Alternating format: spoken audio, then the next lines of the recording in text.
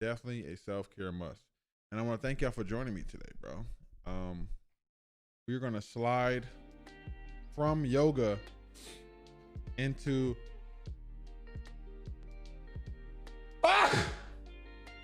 shit. Bro, stuff was making popping sounds. Literally saying coconut. Literally saying thank you, thank you. I don't know where the fuck that came from. Damn, not the entire chat saying bless you. God, you got me feeling important. Thank you, thank you. Y'all are wild.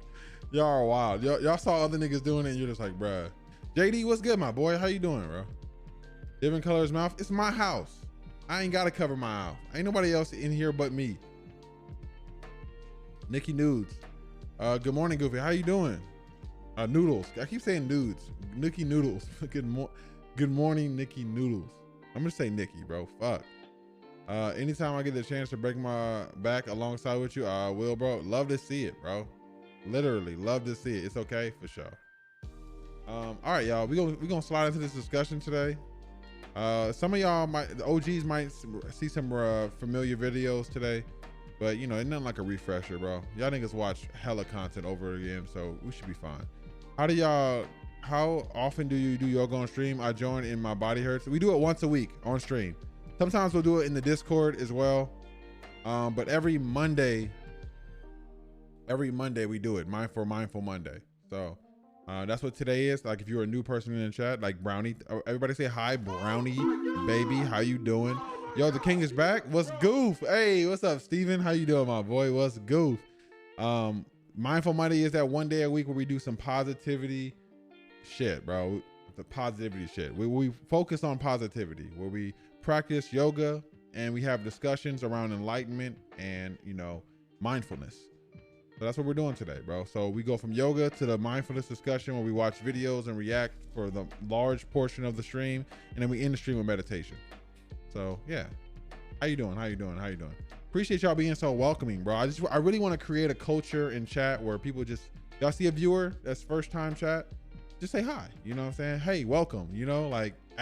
You know, that shit feels so comforting when you hop into a stream and somebody does that, bro. I would hope we can create a culture like that for us, you know, and make people feel loving before we get them into the slight roast phase, because it goes from, we don't just do all the lovey-dovey shit. We go from love to slight roast. You know what I'm saying? Like a medium roast. You know what I'm saying? Not like toxic, you know, gamer roast, but like a, you know, slight roast. You know what I'm saying? I like the vibes in here. Love to see that. Thank you. I do that all the time. Thank you, man. I appreciate you. I appreciate you. I appreciate it. There are a lot of people in chat that do that already. So thank y'all for that, bro. For real. But yeah, like I said, we're sliding to the discussion for today. Let's get it. So the lurkers in the chat, I'll shut the fuck up. How can you tell who's new? You can't tell who's new? Well, on my end, I can see who's new. It'll literally say like first time chat. On my end. I didn't know that y'all couldn't see that. So no worries. I'll be able to shout it out every time I see it. But yeah. I'm new here. What's it like here? Shut up, Sugarly. I'm gonna spit in your eardrum. All right, let me shut up, bro. Let me shut up, bro. Let me shut up, bro. I think it's a mod thing. Yeah, I can see it too. Mods can see it too, I think. Oh, I hope. I don't know. I don't really know. What scene are we using today? Y'all said y'all want. Hold on. Y'all said y'all want. Oh shit! What is this? Oh no.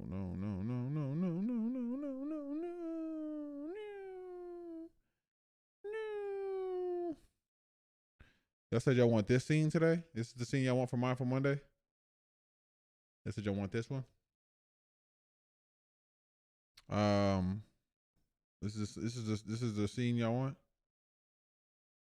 This is what chat was saying, right? Yeah. You in the scene? No, let it go. You said let it go. It's squishy. Okay, fine.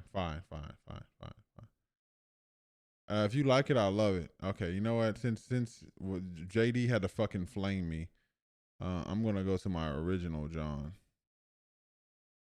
Since he wants to fucking roast me for enjoying and experimenting with my craft, you know.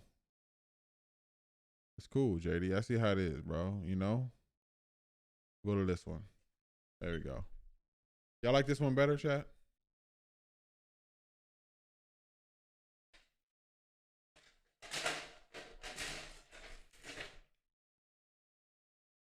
No, JD really said fuck me. That's crazy. It's giving bad Zoom call. What's wrong with bad Zoom call? What is the scene? This is the scene. This is the scene. There's nothing to be seen. This is the scene.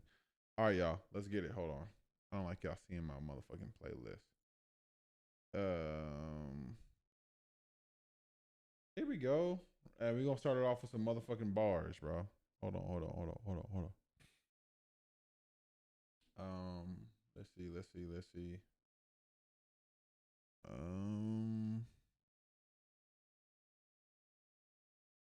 There we go. All right. Hello. I'm ready for the bars. Me too. If y'all new here, if y'all see something that resonates with y'all, we have a collective saying that is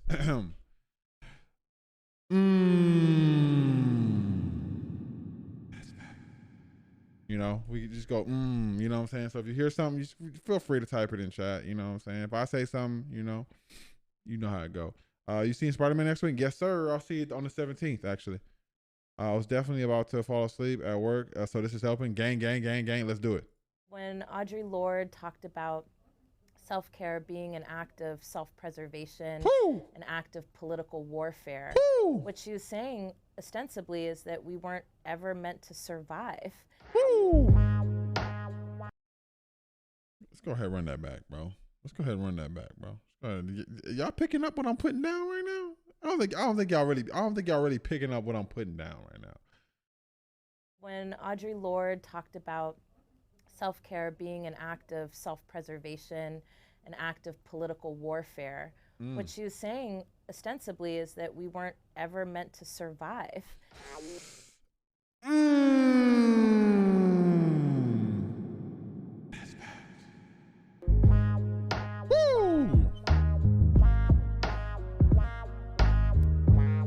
One of the biggest misconceptions about self-care is that self-care is for white people who are rich or wealthy, and that self-care has to involve buying something to make you feel better. So lots of times people will say things like, go get a massage, go to the spa, take a yoga class. And all of those things cost money. There's a huge misconception that if you can't afford... Y'all hear that shit, bro? That's facts, bro. Self-care does not have to revolve around money. Self-care doesn't have to mean spending lots of money on myself. 21 step skincare routine, nothing. Self-care should never look the same for everybody. You know, it doesn't have to involve money. It is personal to you, and however you try to do it, you know, whatever works for you, essentially. Hard to do that, right? That you also are not able to take care of yourself. And I really believe that it's one of the ways in which self-care as a framework, as a concept, and as a series of practices has been really bastardized. What I think self-care actually means is having and integrating a practice of putting yourself in front in a world that doesn't encourage us to be alive, to stay alive, to take care of ourselves, to feel okay about stepping back or stepping aside. So, oh my God, she is spitting. She is spitting, bro. Putting yourself first, ladies and gentlemen. Put yourself first, bro. In a world that does not care, that does not put you first, that does not promote stepping aside, stepping down, taking care of yourself. None of that shit, bro. It's about putting yourself first. So that we can nourish ourselves to be in this world another day. Does radical self-care show up enough in movement spaces among activists and organizers? Interesting. When I first started doing this work 20 years ago, the way that I was taught about self-care was that it didn't have a place in movement work, that ostensibly, you know, you're being distracted if you needed to take a day off, or if you needed to do things to make sure that you were healthy. Wow. And those practices, I think, come Be selfish with yourself for yourself. Fact. from a period where people really did feel like not only were they under the gun, but they also felt like change was right around the corner. And I think, if anything, what I've learned from some of the people that have survived that era is that we have to be in it for the long haul. What I think is kind of getting in the way is this notion that you have to completely spend yourself dry to prove that you're down, to prove that you're a part of the movement. This goes with a lot of other shit too. Like we have to this idea that we have to drain ourselves down to absolutely nothing. We have to offer all of ourselves, sacrifice everything all the time, anytime for to achieve our goals. It's just fucking toxic, bro. It's toxic, bro. Straight up. Like we have to have balance in our lives, bro. And if the thing that you want to achieve is the only thing that matters in your life, you're gonna fail, bro. Like, you gotta have something else, bro. You gotta have something else, bro. Like, you just can't be completely, like, you just, you know, like, you're gonna fucking burn up. You're gonna burn out. And I'm saying this from experience, you know, as someone who had this relationship with my work. Gotta live and let live, man. Fucking breathe sometimes. To prove that you can take it. And the reality is, given the state of our political conditions, given the state of what's happening in this country and around the world, we should be preparing ourselves for a long fight.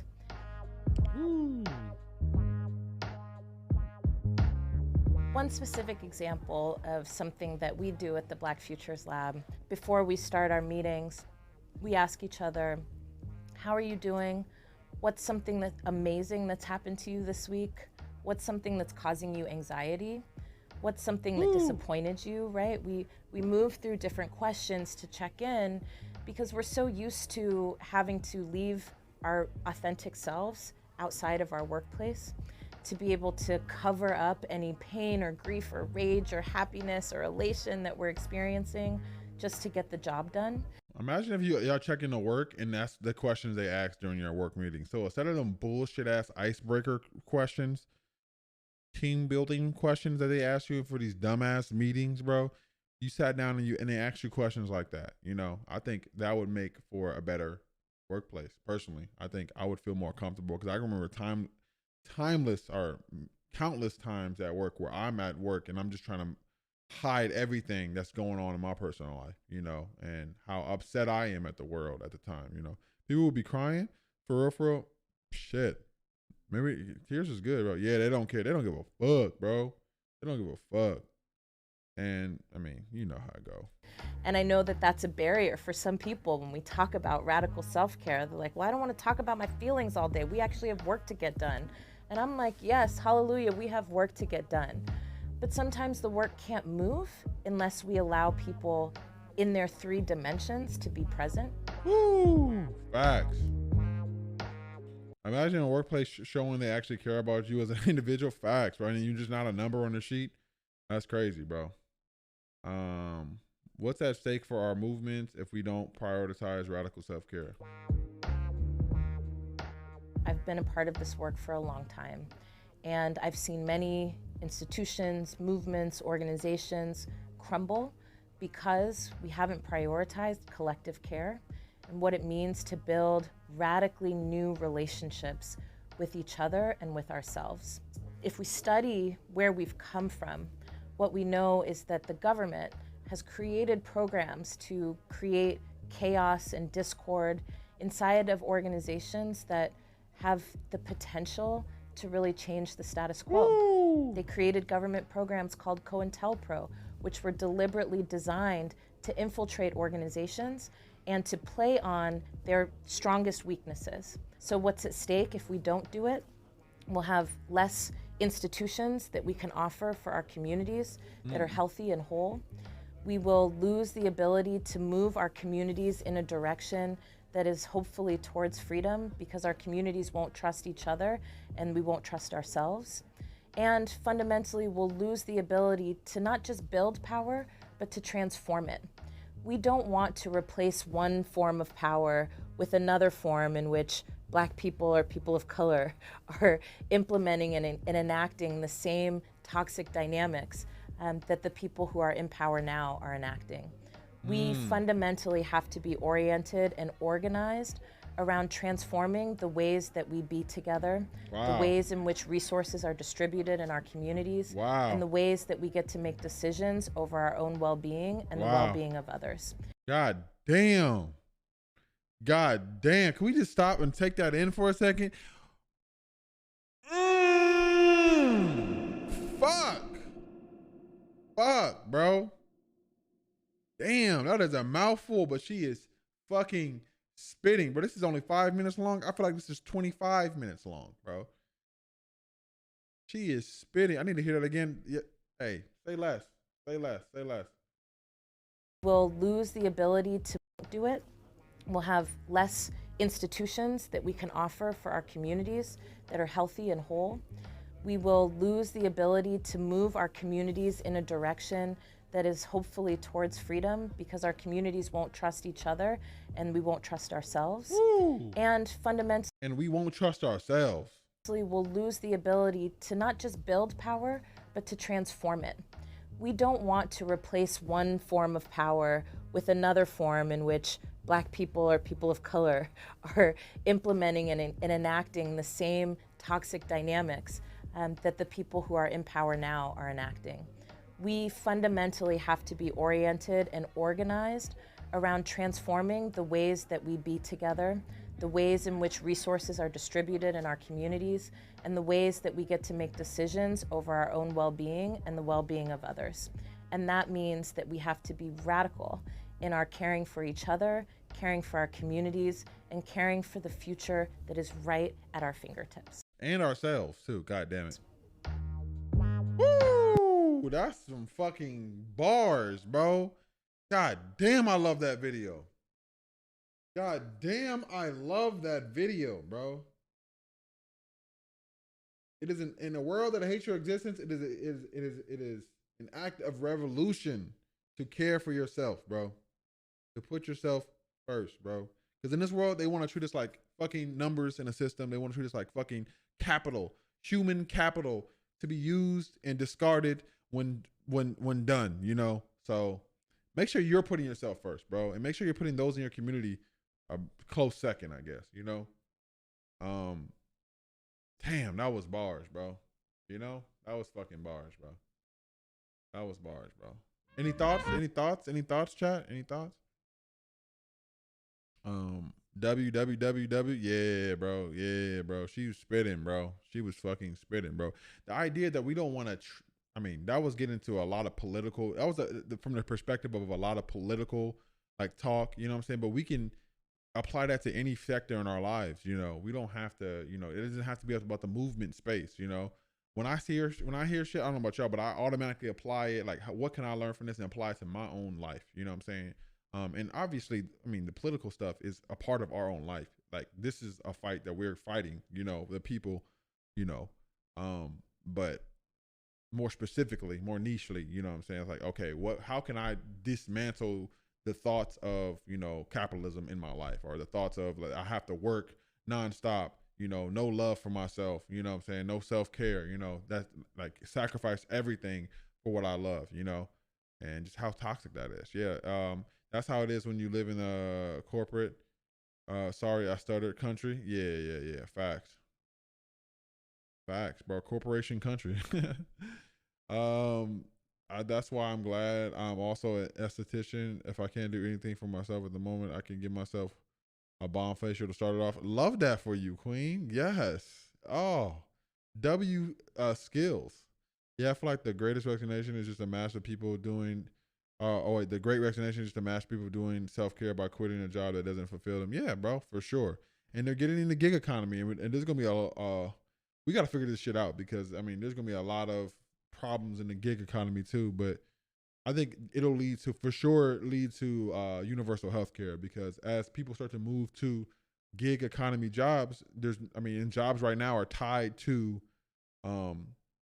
health care. You know what I'm saying? We're going to have to, these people are going to demand, you know, universal healthcare. It's just going to be something that's going to be regular, you know. And people talk about it. Oh, it's so expensive. You know, fuck out of here, bro. Looking good, Goof. I'm missing Mindful Monday because I'm at work, but I love Mindful Mondays. All love, Queen. Hope you're having a good day.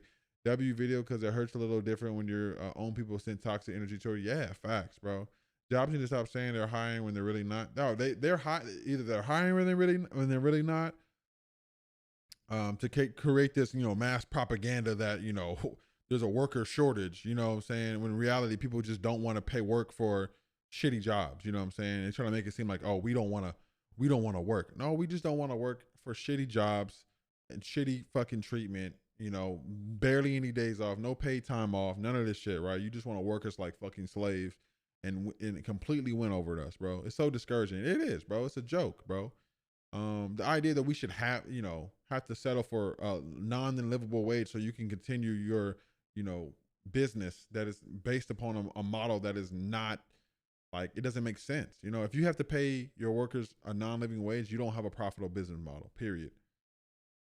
Like, maybe you shouldn't be in business, bro. And that's sad. That sucks to say, but it's like, make better businesses.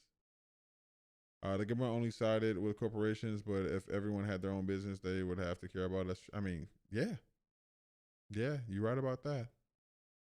But yeah, I digress, y'all. Another video. Let's get into it. Oh, that's the right one. I was like, why is my hair disappearing? Am I balding? Hello?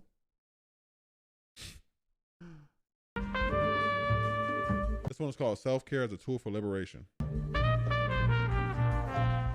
Mission, important. We kind of think that we are robots, beings. Hi everyone. In a world where capital has kind of taken over our lives, where numbers matter, we often forget that we are human beings. We breathe, we feel, we have emotions. We kind of think that we are robots. Whew. Hence, we don't sit and just reflect on our lives. And that's why it's important that today I've decided to tell my story. Because I know that when I start being real about who I feel that, Nicole. I feel that, bro. I am, I'm able to give permission to those who are struggling with being real. I've received a lot of permission today from this room, just listen to amazing stories. Because sometimes you just have to be affirmed by another person's story. It was late December 2015. I walked over to the mirror. I looked at myself.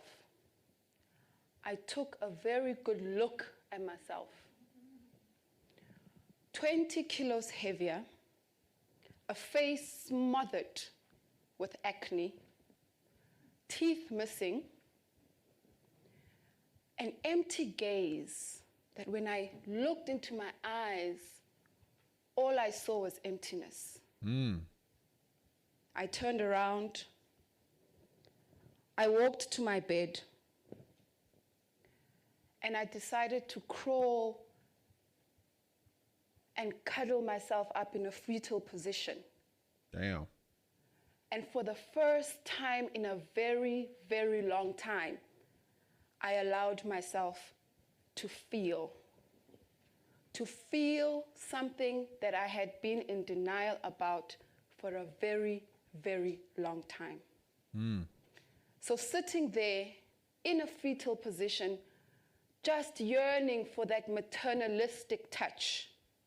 Because, you know, when I was in the womb, life was amazing, and now I'm adulting. And now I'm adulting, yeah, Nobody facts. warned me about adulting.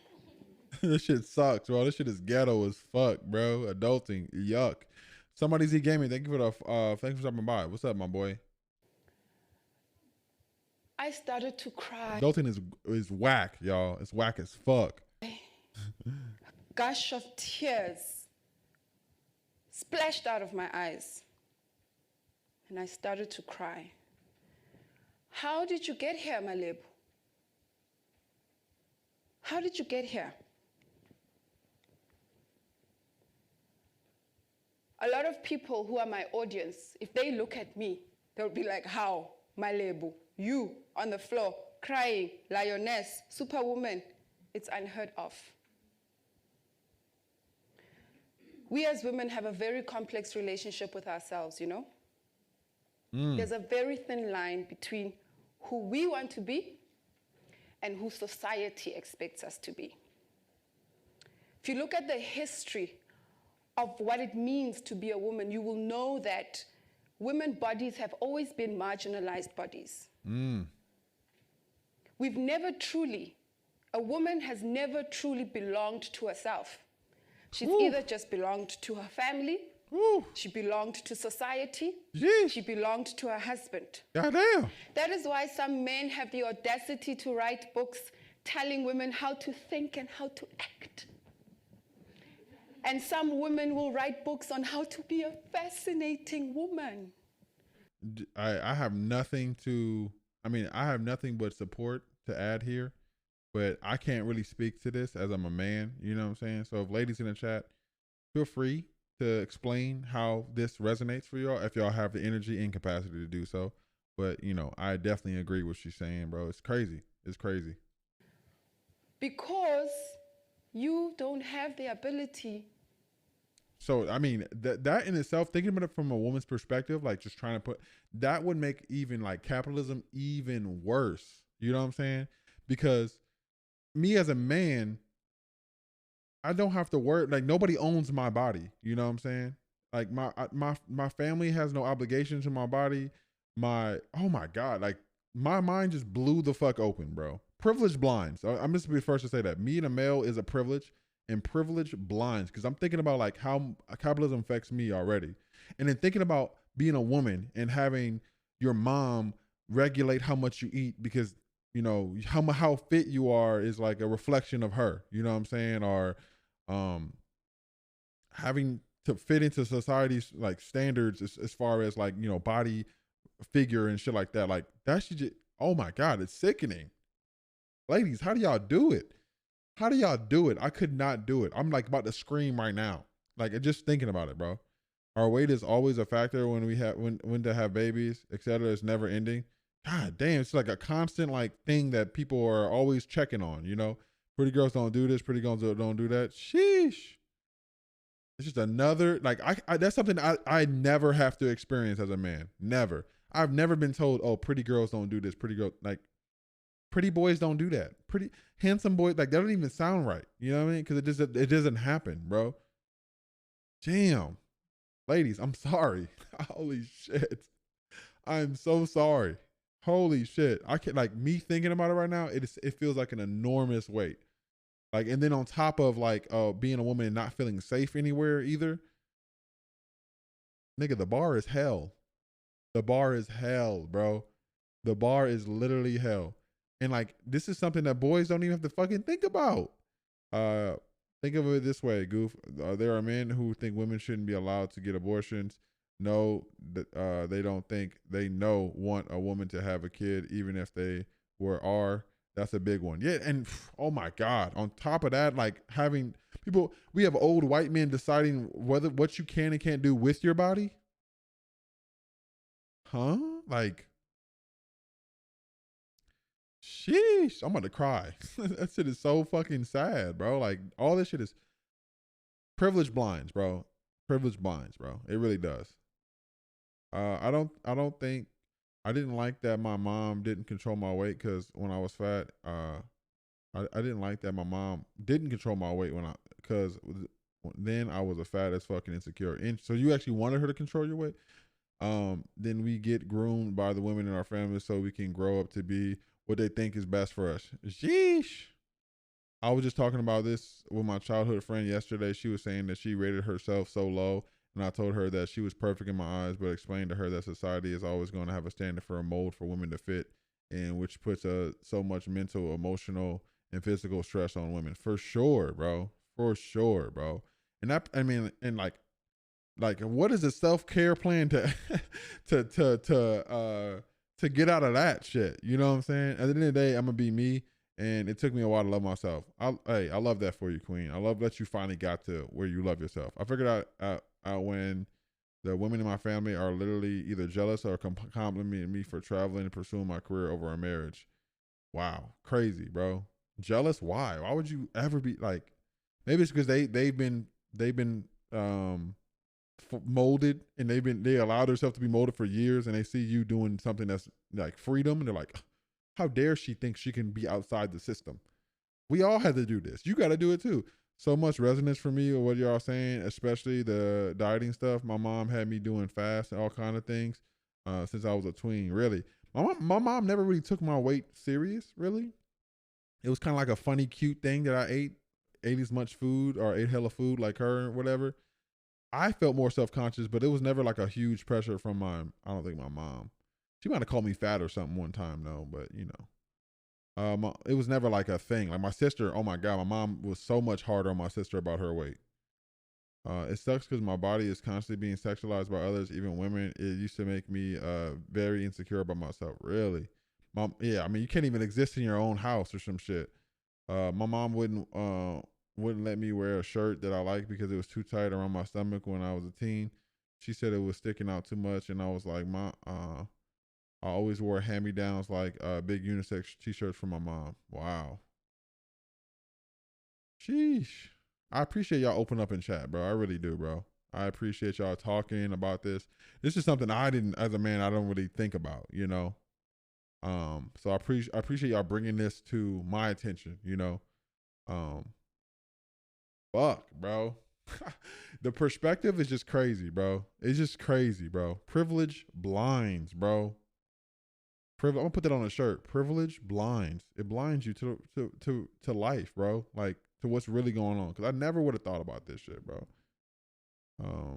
I did because them boys always picked on me for being fat. I thought about it, but like the intersectionality of being a woman and under capitalism is like even worse. You know what I'm saying? It's like how multiple oppression streams like just make it worse for you, you know? No offense to BBLs, or I support y'all, but it's definitely created an unrealistic reality for women. Oh, for sure. I mean, come on. We all know. I mean, social media has done that 10 times over. You know what I'm saying? I don't think it's really my place to say it as a man. Like, y'all, that's the last person y'all want to hear me say. Like, oh, we don't give a fuck. You know what I'm saying? But yeah. Yeah, and those in my family feel free to make comments about their weight and looks. My mom's damn, y'all niggas blew the chat up. Wow, this must be really be like a very tender spot for you guys, you know. And I appreciate y'all opening up in chat right now and telling me about this, bro. Yeah, we all have to. It's best for us instead of trying to fit the fall in love, have kids, be a good wife thing. Just do whatever you want. Wow. Glad you're having this discussion. It's very important. Hey, thank you. Thank you for being here. Thank you for sharing. Seriously, guys. This is why the black woman is the most powerful. Hey, give me a black woman president, bro. Imagine. You're welcome. I personally didn't go through the weight issues as a kid, but my sister went through puberty early, and my mom would bully her about it. So I had her back, and would be like, "She's your child, and she deserves to wear what she wants." And it made me not dress girly. As a result, though, I'm out of it. Interesting. But not an actual black woman. Shaking my head. I'm getting it heated now. Being a woman is an emotional, sad experience full of judgment and self-hate. Yeah, bro. I feel like that in itself is just got to make you like more prepared. Not more prepared. I don't want to say like strong woman trope. You know what I'm saying? But it's like it just got to make you more aware. You know, more conscious of the world. You know, already. You know, I don't think that's why black women are in this unique position where they've kind of like.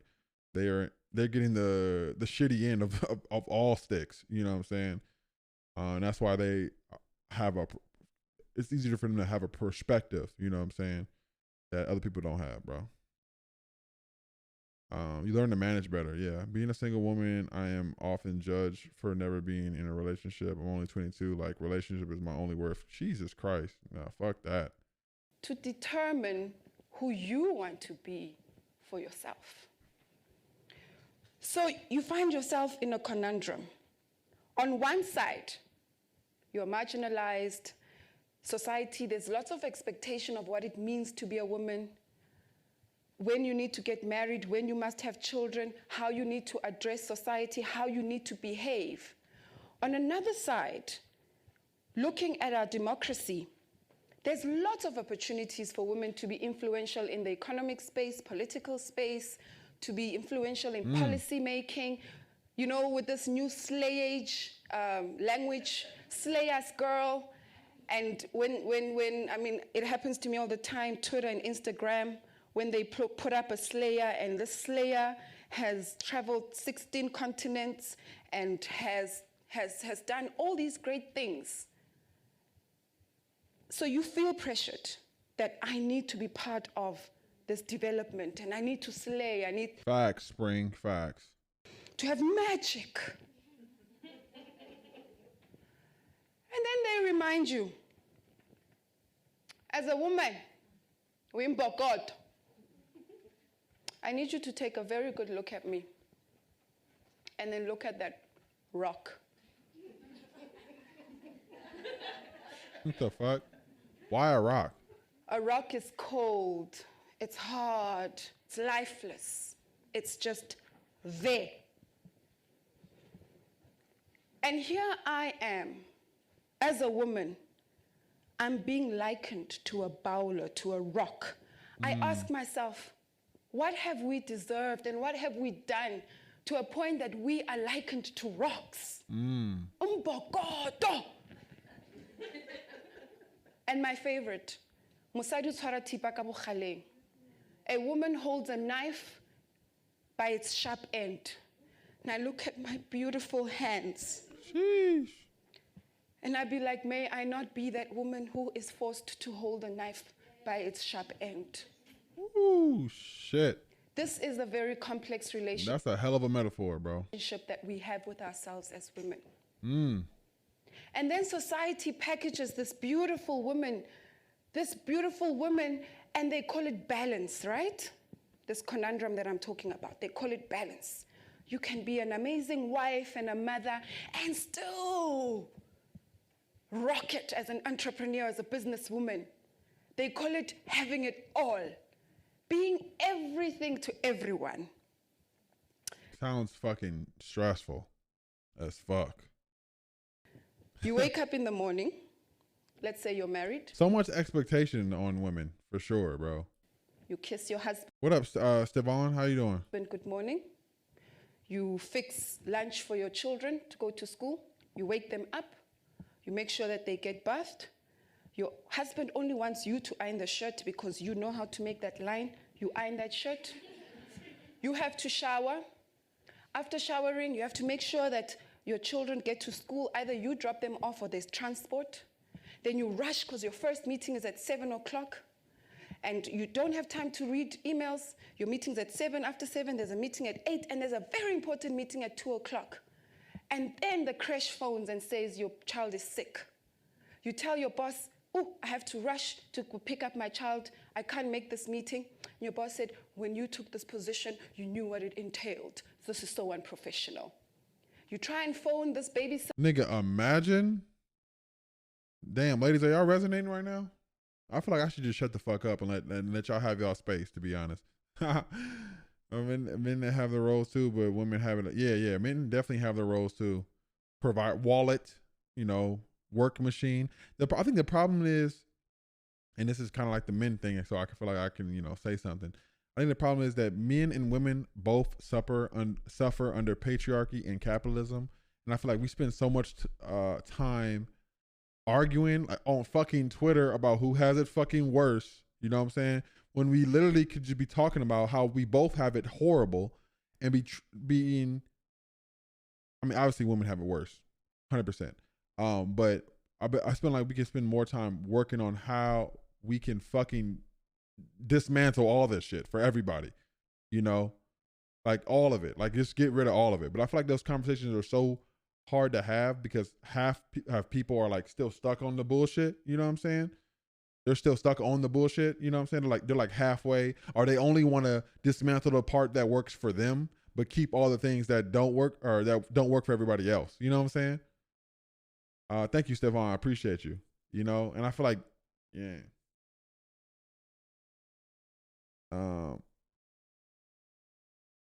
commiserating is better than bickering. Discussions leads to change. Yeah, facts. Everyone, yeah, because like if we could talk about what's wrong, it's the same thing like with any other topic, bro. It's like, how do we get pit against each other? You know what I'm saying? How do we constantly get pit against each other when we have so much more in common than we have difference? You know, and maybe women don't feel like this, and maybe I don't know. But I feel like we both suffer under this shit, bro. Like men are expected to be fucking wallets, work horses, machines, feel nothing. You know, that is a terrible reality. Like that's what manliness is. You know, it's a terrible reality for men and as well as women. Women clearly have it worse. You know what I'm saying? Because the system was put in place to make women as property. You know what I'm saying? But we both have it bad. Can we just ignore? We don't even need to talk about. I mean, maybe we do need to talk about who has it worse, but let's just figure out how to fix this shit. You know what I'm saying? Let's figure out how to dismantle this shit for everybody, so everybody is happy, bro.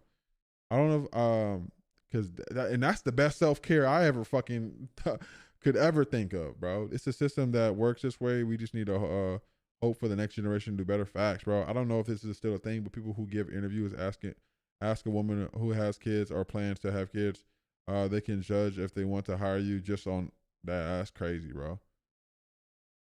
That's crazy, bro. Like Twitter is the worst place because the amount of Twitter spaces I see where men, what do you do if your woman doesn't pay the bill for dinner? Like what? Yeah, bro.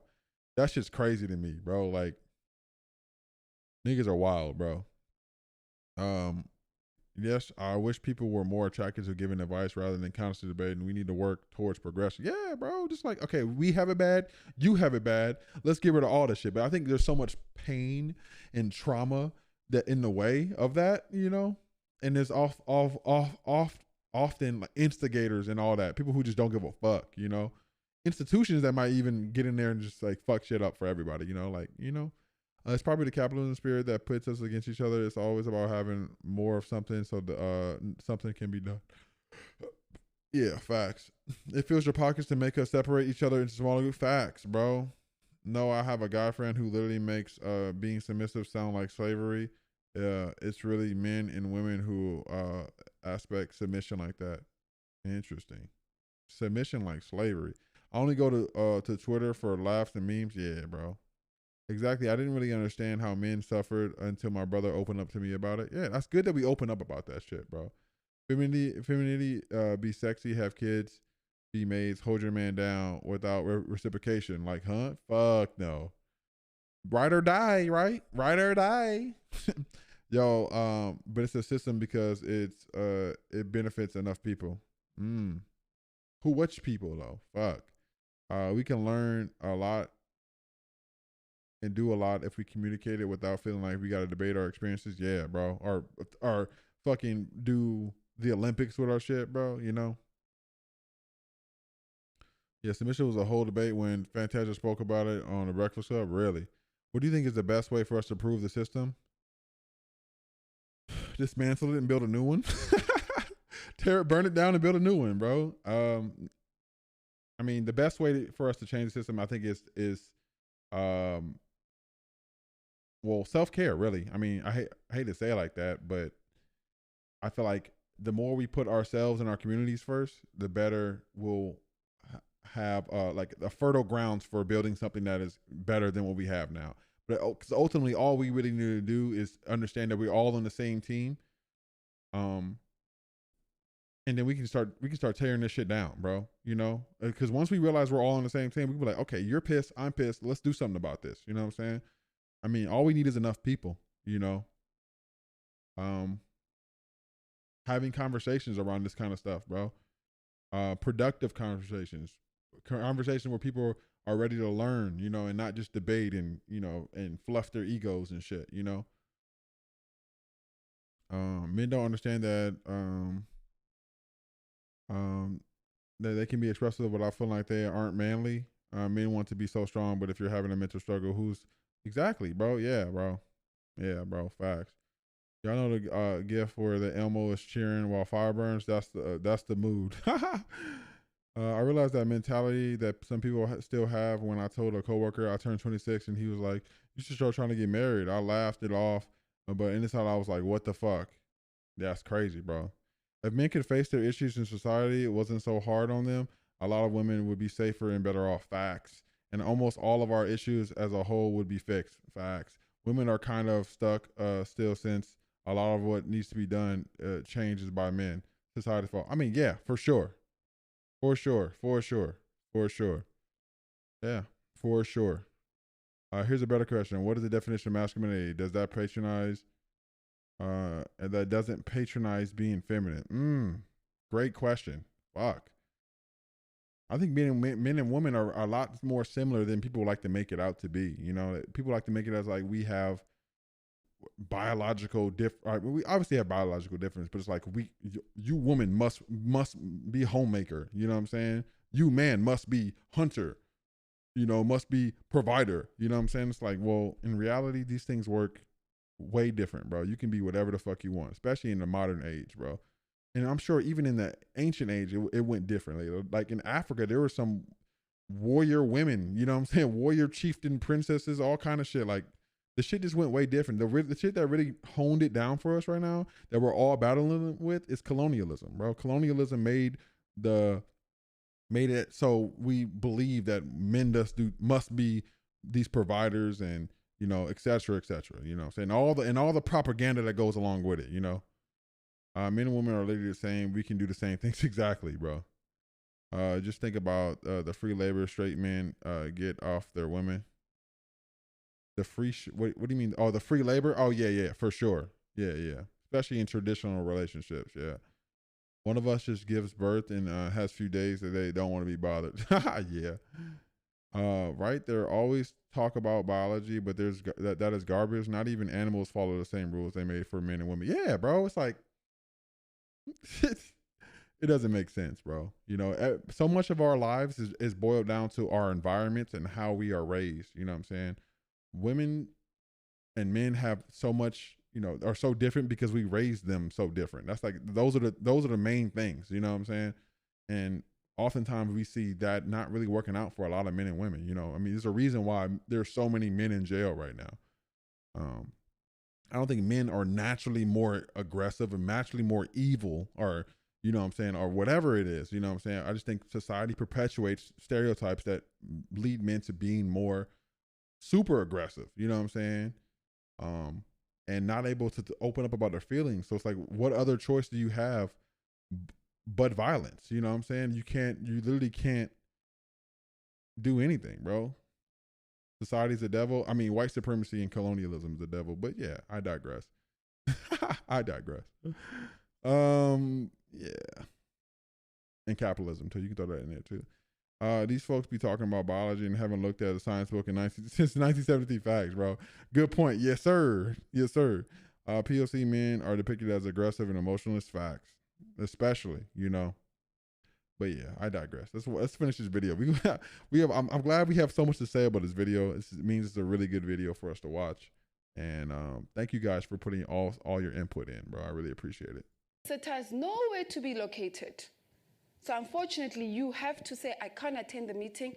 I am going to get my child. You get your child to the doctor. After the doctor, you go home. Hey, you need to cook.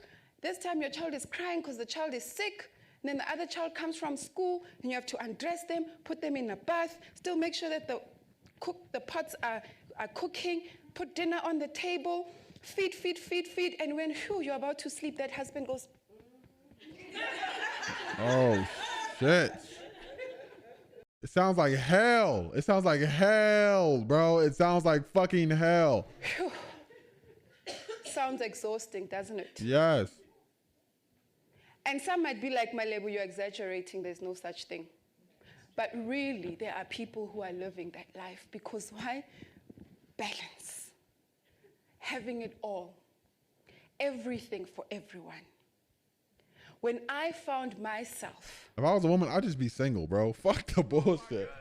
Fuck the bullshit. If I was a woman, I'd just be single as fuck. Who the fuck would sign up for that? Who would sign up for that? Ladies, it's okay to be single.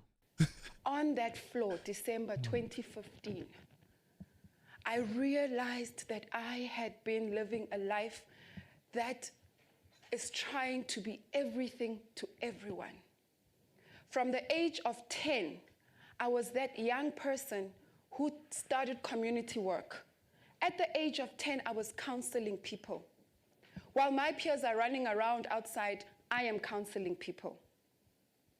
Everything around my life was centered around helping people.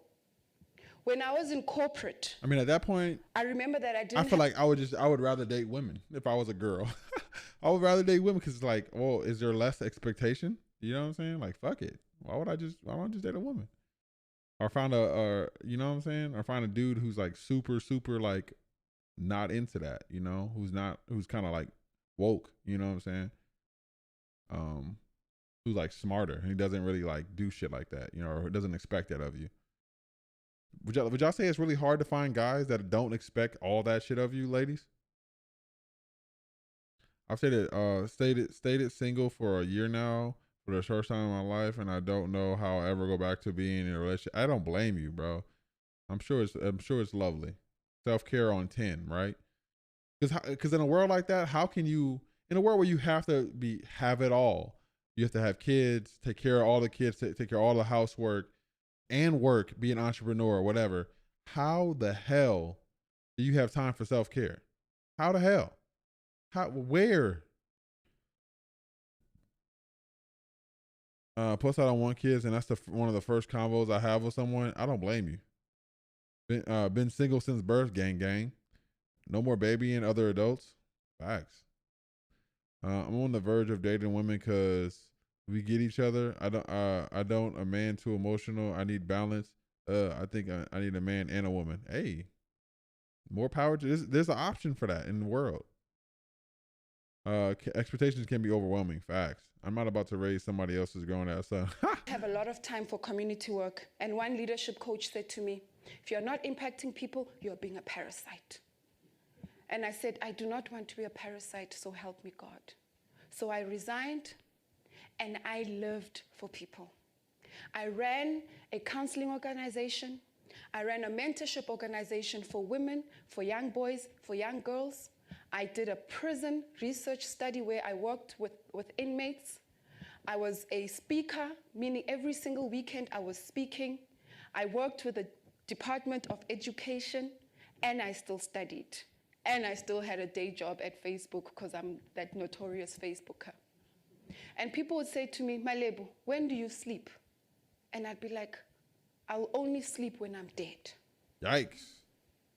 Audre Lorde says, caring for myself is not self-indulgence. It is self-preservation. And that is an act of political warfare. When I woke up the next day after my pool of tears, I phoned a friend of mine because I wanted to reach out.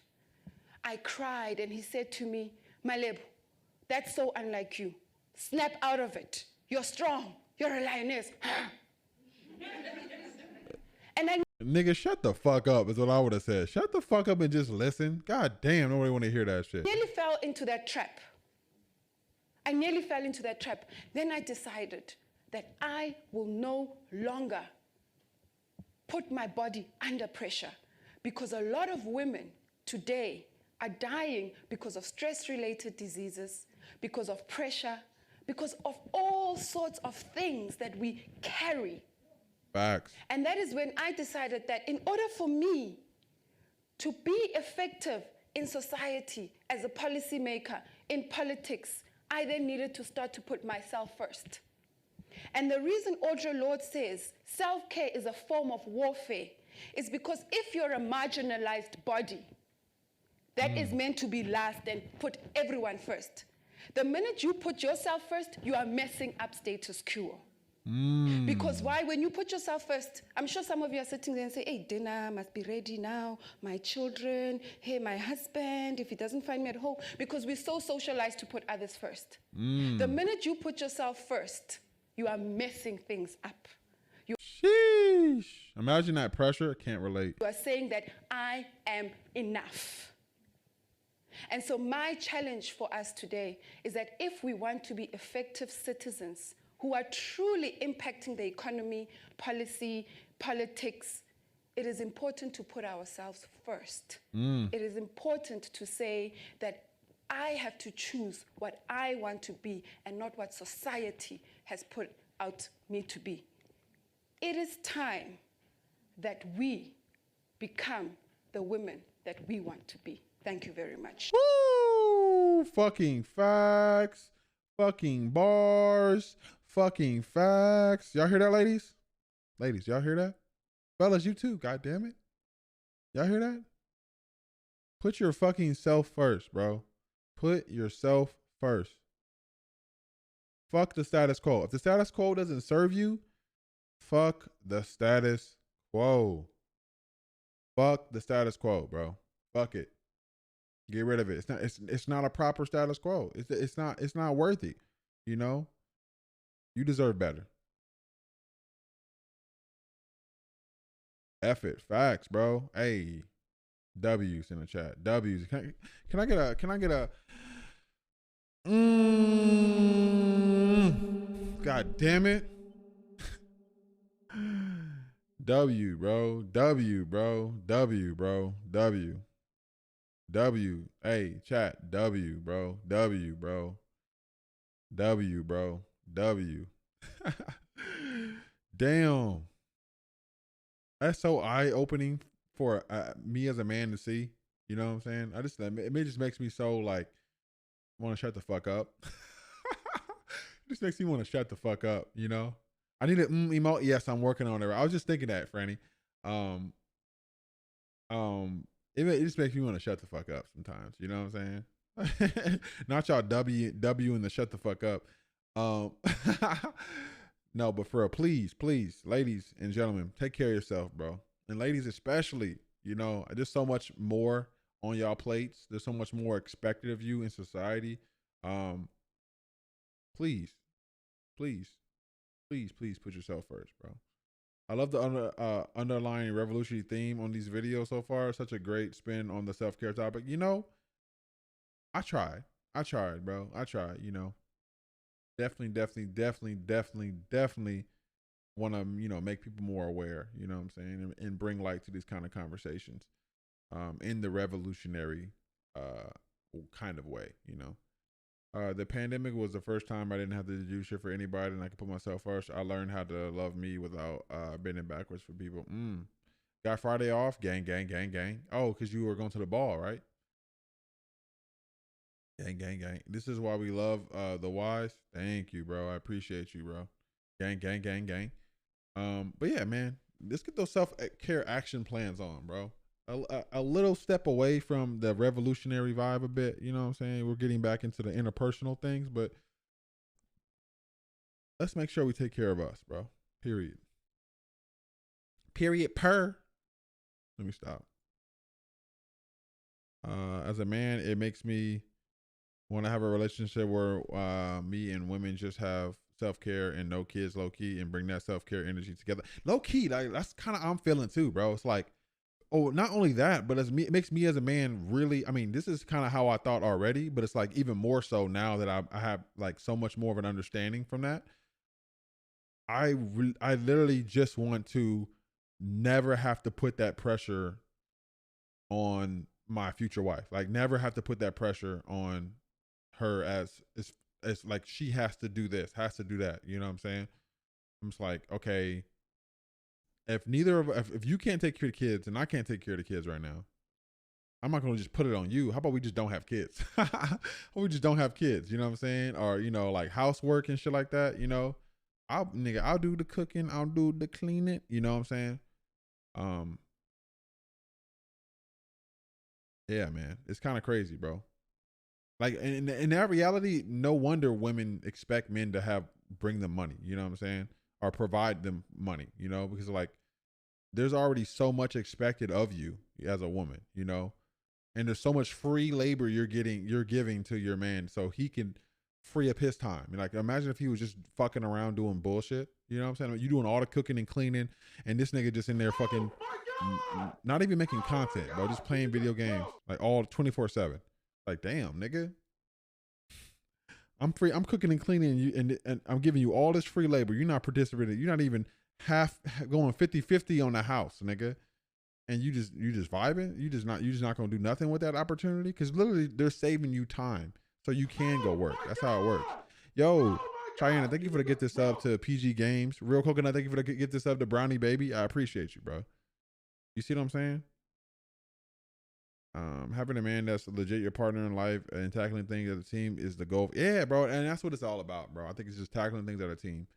But I think so many men don't even know this is the reality for women, you know? They don't even understand the impact that it has on women. They really don't.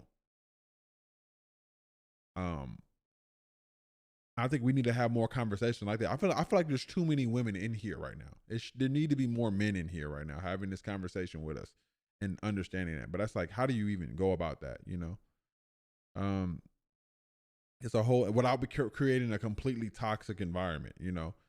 And I wish I educated people on what healthy, what is healthy in a non-gender conforming couple. Yeah, that's what I want. I want a non-gender conforming couple, bro, or gender role conforming couple. Like we just do whatever, bro. Do not have kids if you cannot support yourself emotionally, mentally, physically, or financially. Isn't fair for them. Facts. Men having kids is a whole thing. I can never risk my health because pre-existing condition to give birth. And society will have you out here thinking you're less of a woman if you don't have kids. Fact, which is crazy. It's crazy to even think, bro. Men do very often have so much more freedom, even though a Sam and he works a full time, he can basically do what he wants because he never has to worry about the house at all. Damn, crazy. Not gonna lie, I wish my parents didn't have us because we were forced to grow up so soon because of a lack of a structure. I don't blame them though, because they didn't know any better. I feel the same way, Mom. But hey, I'm glad you're here, bro. I'm glad you're here. Your life makes a difference, a good difference. You know, growing up with 11 sisters, like, whoa. This nigga said 11 sisters. Is that a typo? 11 sisters. I get. It gets easier to understand as you're the youngest brother. Oh, I'm sure. Yeah. I'm sure they put a lot of knowledge in your head. You might be a little fucking revolutionary, goddammit. I think it has to be polygamous. What if I can't have kids, but I know I want to be in love? Nope. Bro, that's crazy. 11. That's intense. All right, this next video is called a self-care action plan. Let's get it. Hey there. Let's talk about self-care.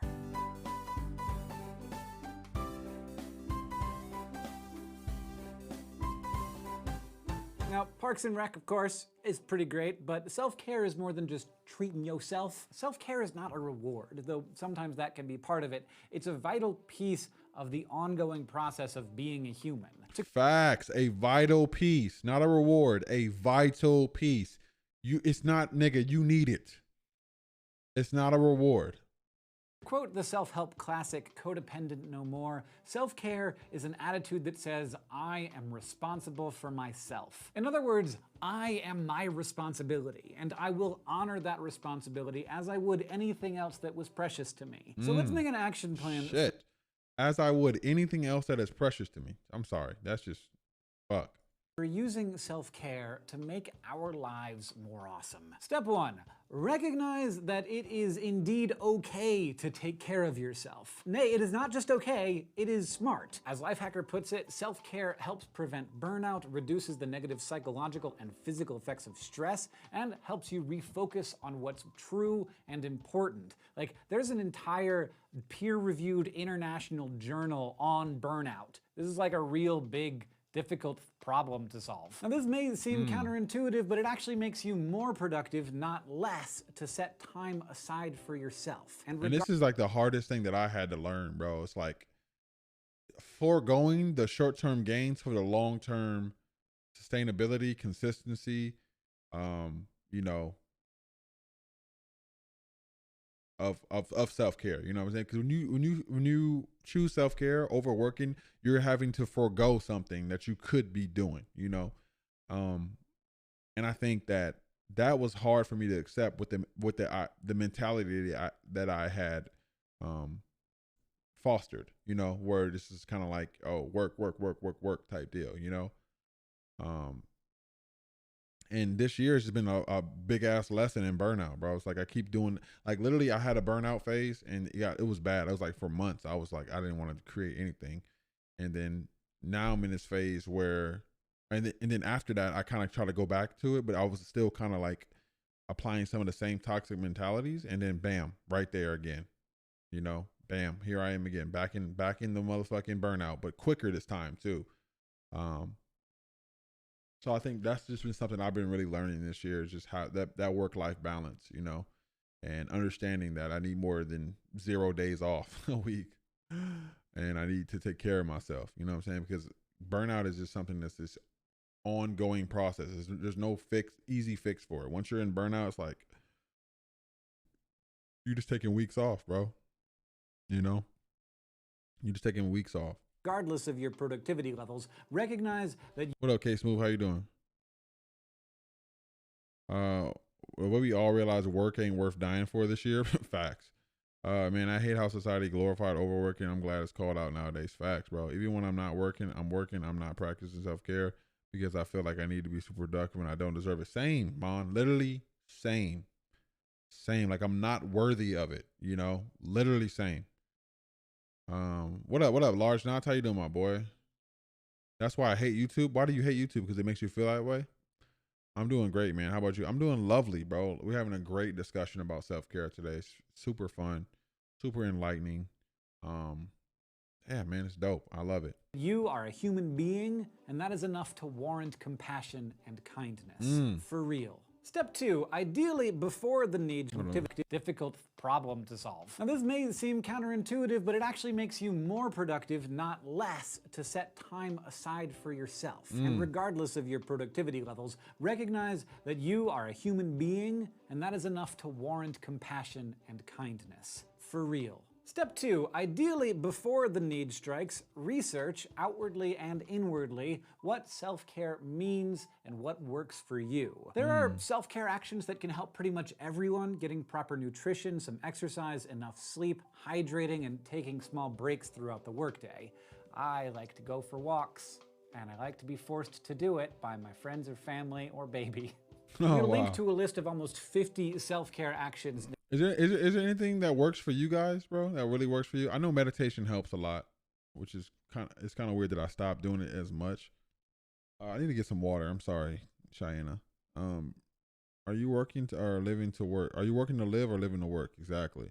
I'm usually happy when my favorite YouTubers take time off. It's a good example of self-care for me. Facts.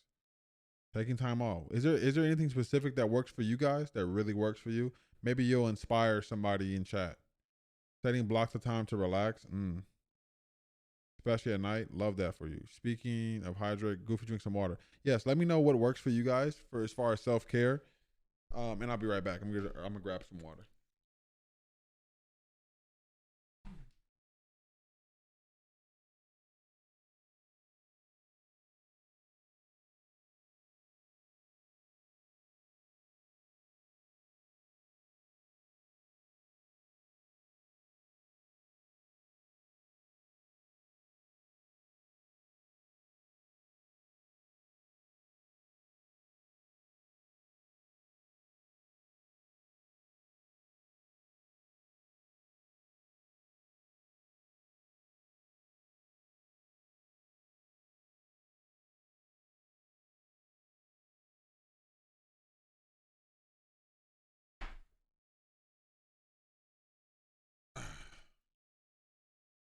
I like to go on meditation because since I don't usually like to go, actually rewatch your videos, Goofy, whenever methods people put in Discord. Oh, wow, that's fucking sweet. I love that. Taking walks, being in nature helps a lot. Definitely help. Journaling helps for sure. Journaling helps for me. Walks, hiking helps for me. Binging a show. Staying off of social media. All these things really help me a lot for sure. Setting time for hobbies, yeah. Like generally I enjoy editing and creating things. So like setting time for creation that is not for growth, but it's more for myself. You know what I'm saying? Like, oh, I'm not doing this just to grow. I'm doing this because I want to do this and I enjoy it. I really enjoy creating videos, you know. And that's what the things I need to foster more often in my life, you know. I like setting time to read a book. Avoiding doom scrolling. Facts, bro. I wish I could walk around outside, but my anemia doesn't like it. What is that? Anemia. I said anemia. Just taking 30 seconds to center yourself is so refreshing. It is, bro. It can really make a difference, bro. Being present. I'm gonna start drawing more. That's dope, bro. I hope you enjoy that, bro. And I hope you do it just because it's fun and for yourself, you know. Down in the doobly-doo. But everyone is unique, so it's important to ask what actions make me feel better. Journaling, texting something nice to a friend, like watching videos of pug puppies, doing a bunch of push-ups, pillow fights, putting some projects on the back burner maybe. I personally am all in for the baby cuddles. I have a baby now, and I feel like I'm doing a thing that I was designed for and that I need to be doing, and that I also just really like. Sometimes he's angry though, and he yells at me. Most of the time I get cuddles. Now, one possible self-care action from us to you, start a digital warm and fuzzy file and fill it with compliments or kind words you've received. I've been talking about doing this forever, and I need to do it, bro. I need to do it, bro. I need to do that. I've been talking about doing this forever. Me and Jewel were talking about it so long. Getting a fucking file of things that make us happy. Like creating a folder in our phone. And having a bunch of screenshots of things or different random things that just make us feel good or like remind us of our accomplishments. You know, especially as a content creator, you can save a bunch of files or photos of like nice comments, you know, all kind of shit. You know, I started skating recently to get me outside and active, and it's a lot of fun. Hobbies with no potential career drive behind them help a lot. Exactly. Hobbies with no potential career drive. Yes. Or just doing it because you fucking like to do it, man. That shit is beautiful for your inspiration. It's good for your mental health. Love that for you, Mel. Love that for you. I mean, in life, water, balancing the 7 chakras, relaxation, keeping soulful strength, enjoying passion-driven activities. Love that for you. I give my friends kindness cards and I write them. That's so fucking sweet. What the fuck? Kindness cards? And I write what I love about them on or something that I see in them. That's amazing. Good memories and favorite Sound like photos. a good friend. Like, I have to admit, I get lots of people saying nice things about me on the internet, and that helps get me through the day. Being able to look through this file when you're feeling down might go a long way to bringing you back up. You want this list to be both ample and flexible, and you may even want to break it into different categories. For instance, T. Michael Martin, the fellow who wrote this script, by the way, has a spreadsheet of self-care actions organized by types of negative experiences. After all, the self-care you need while you're depressed may not be the same self-care that helps when you're overwhelmed with work. Also, if other people are involved. Different types of self-care. Interesting. This shit is really a skill, bro. It really is a skill. Involved in these self-care actions, it's totally cool to let them know now that they are part of your action plan. They may not always be available, but odds are if they're a good friend, they're gonna do their best to do their part. Step 3, self-care powers activate. It's best if you can recognize the warning signs that you could use some self-care before things go into the red zone. For me, by the way, it's when I notice my fingers going to websites that I didn't intend on going to. Like just typing in reddit.com when I have a ton of work to do is a sign that I should go for maybe a little walk to recharge the batteries. If you're keeping a journal, you might notice a pattern or two in your behavior. Perhaps you'll notice a bleaker mood than normal or disturbed sleep. Either way, I'm trying to figure out what makes me know that I guess it's the overwhelming feeling of sadness that lets me know that I need more self-care. Do y'all have any like triggers that y'all know when y'all need more self-care? Yesterday I hired someone to build me a piece of furniture. That's lit. Do y'all have a moment where y'all like, this is where I need more self-care? This is okay. Maybe I should go recharge my battery. But I feel like maybe that's almost too late when we have that overwhelming feelings of sadness. That's maybe too late. Sprite, thank you for the follow. Welcome to the stream. I get messy. Like you get disorganized. This video is so on point. Yes, sir. What's up, my worst enemy? How you doing? My battery been on E, bruh. Like once a week if possible. Therapists emphasize self-care is best when regularly practiced, for sure. once a week. Yes, sir. I don't usually complain, so when I find myself complaining more, I know it's time for some self care. I need to figure out what my thing is, because it's usually a lack of sleep. I think when I know I need some self care is when I think I know what it is, because sometimes when I'm working, I just have this need this want to like I feel like, oh, I lived my day and I didn't have enough fun in my day, and I'm like struggling to scroll at night or some shit like that. And like maybe that's a sign for me. You know what I'm saying? Like, okay, I want more entertainment, and I'm not getting it. So I'm like, oh, okay, let me stay up later to do this. You know what I'm saying? When I have the urge to stay up late, I guess, and to continue to scroll after my day's done, because I'm not having enough self-care time, essentially, you know? I start crying for no reason. Aw. I know that I'm going to need self-care when I start feeling anxiety. I become highly irritable and self-isolating. Yeah, 2 days ago, I woke up crying for nothing, and I knew I needed to do something. Okay. I'm glad you guys know, you know, because this is all new territory for me, bro. Every day I'm learning. Every day I'm learning. When I'm over disorganized, when I'm too attached to my phone, and when I'm being around people that start irritating me for no reason, I know it's time for a reset. I started physically sluggish and become harder for me to focus. Okay.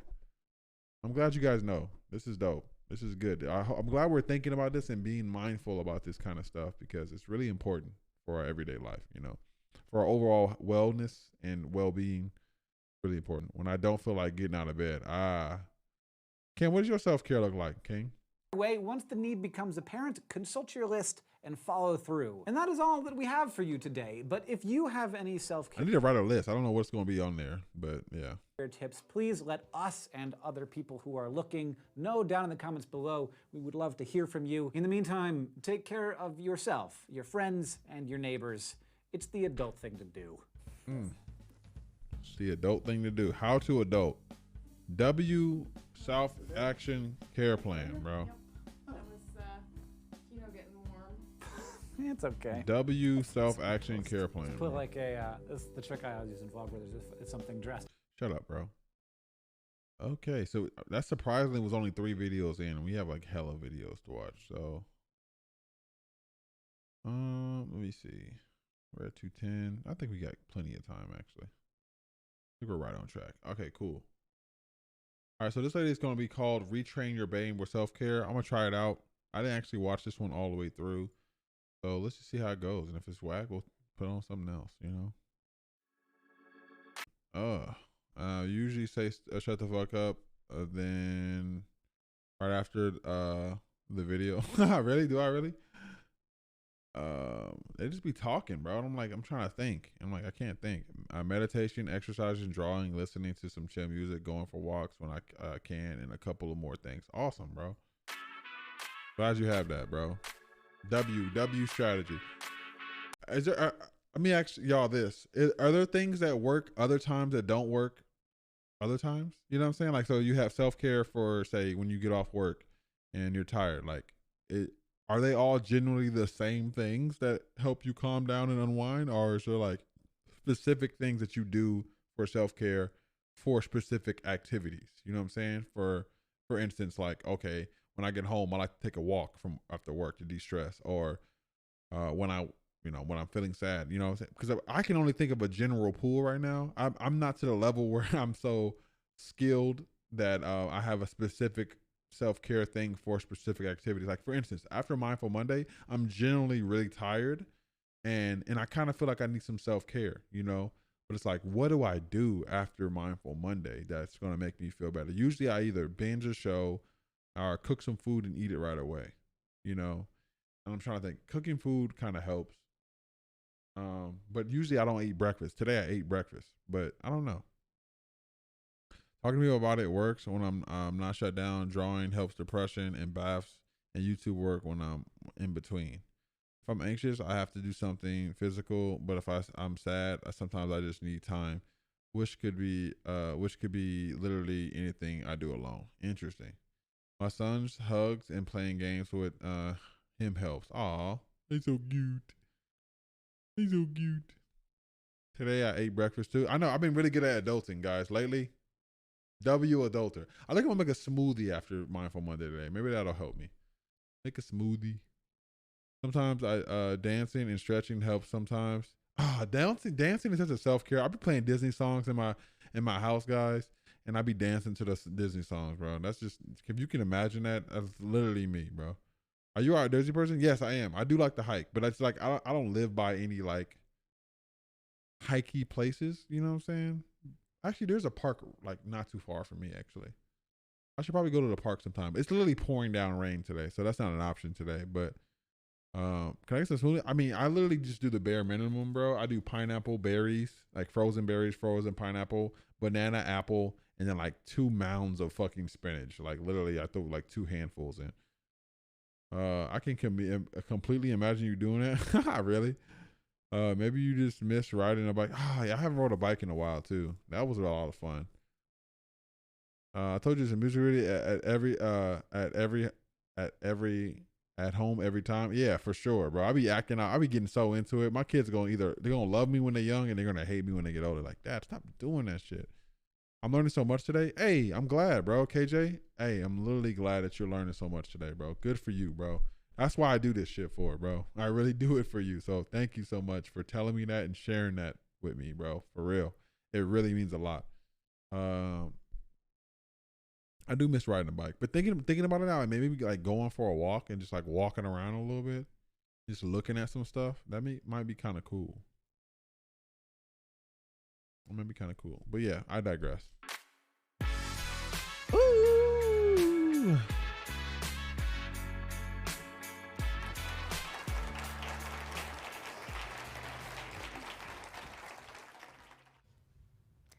I see many posts on social media about people being tired from work or from school. So let me share one of those posts with you today. Your friends who work 40 plus hours a week aren't just avoiding you, they're just tired. Facts. Does this look familiar to some of you? Facts. Did you know that the World Health Organization recently recognized burnout as an occupational phenomenon? My best friend goes to the gym every morning as part of her self-care routine, until one day she suddenly stopped going. And she definitely seemed off. There was something about her energy levels. She wasn't like she used to be. So I asked her, "Are you okay?" And we all know what happens to somebody when you ask them, "Are you okay?" Start crying. They'll either burst into tears or they'll say, "I'm fine." Well, she said, "I'm fine." And we all know that when someone says I'm fine, they're really not. Yeah. I'm fine means I'm frustrated. I'm upset. I want to quit my job.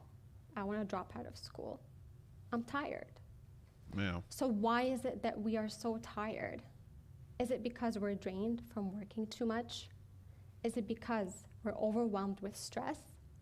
Or is it because we spend too much time working and little to no time doing what makes us feel good? We've all had our fair share of bad days. But the most important question to ask yourself is it actually a bad day? Or is it more than that? We can prevent burnout from exposure to chronic stress by practicing self-care. But just remember that self-care is not a one-size-fits-all. For example, self-care for my husband is candles and bubble baths. For Go me, ahead, King. Go ahead, King. well, let's just say it's not that. It's easy to wake up every day and show up to work because you have to, it's your job, it's mandatory. Yet, it's just as easy to convince ourselves that we don't need self-care. I don't have the time for it. It's ineffective. Or because we think that going on vacation for a few weeks to a nice place is enough of a self-care. That's like charging your phone for 5 minutes. It reaches 20%. What up, Sue? How you doing, my boy? Because we think that going on vacation for a few weeks to a nice place is enough of a self-care. That's like charging your phone for 5 minutes. It reaches 20%. And you're like, yeah, I'm set for the whole day. But it's not gonna last long. No, that's a great analogy, bro. That's a perfect analogy, bro. You're just not recharging yourself enough. Niggas be thinking like, oh yeah, I went, Yosemite. I went for a hike. I think I'm good for the next 3 months now. Like, no, nigga, you have 5% battery. You're gonna make it 3 days and then need and feel tired again. So what happens when we keep coming up with excuses to delay self-care? What happens when we postpone self-care? Well, first of all, self-care increases resilience, motivation, and our ability to cope with stress. It also produces neurotransmitters that are responsible for making us feel good. Without self-care, we may experience burnout and compassion fatigue. Burnout has been described as the state of psychological, emotional, mental, physical, and even spiritual exhaustion from chronic involvement in your work. Compassion fatigue is simply the cost you pay for being too caring. It's psychological and physical fatigue from showing too much empathy to others and not enough for yourself. Did anybody ever have compassion fatigue? A Canadian psychologist named Donald Hebb once said, "Neurons that fire together wire together." Our brains are constantly changing because neurons in our brain are constantly being fired and because certain parts of our brains are more activated than others. Our brains are constantly changing, simply from caffeine consumption to stress to practicing meditation. Our brains are constantly changing simply because of learning new things and forming new habits. And due to the brain's ability to change, we can shape it to a healthier one by rewiring it. And we can rewire our brain by practicing self-care. So, to start with, neuroscience is the study of the nervous system. So that includes the different regions of your brain, the neurons, and the neural connections throughout the nervous system. Neuroscience helps us understand human thoughts, behaviors, and emotions. Love this. It also helps us I'm a big science fucking nerd, so this is like my favorite part. understand how our brain operates under certain circumstances, what happens when we're under stress, and how the brain can change itself. Girl, you better take your ass to bed, Kel. Let's take a look at what happens to our brains when we drink coffee. When you drink a cup of coffee, suddenly your surroundings are clear. Your attention is at its best. It couldn't get any better than that. You drink your first sip of coffee on a Monday morning and you're like, yes, let's do this Monday. I'm gonna conquer the world. Nothing can bring me down.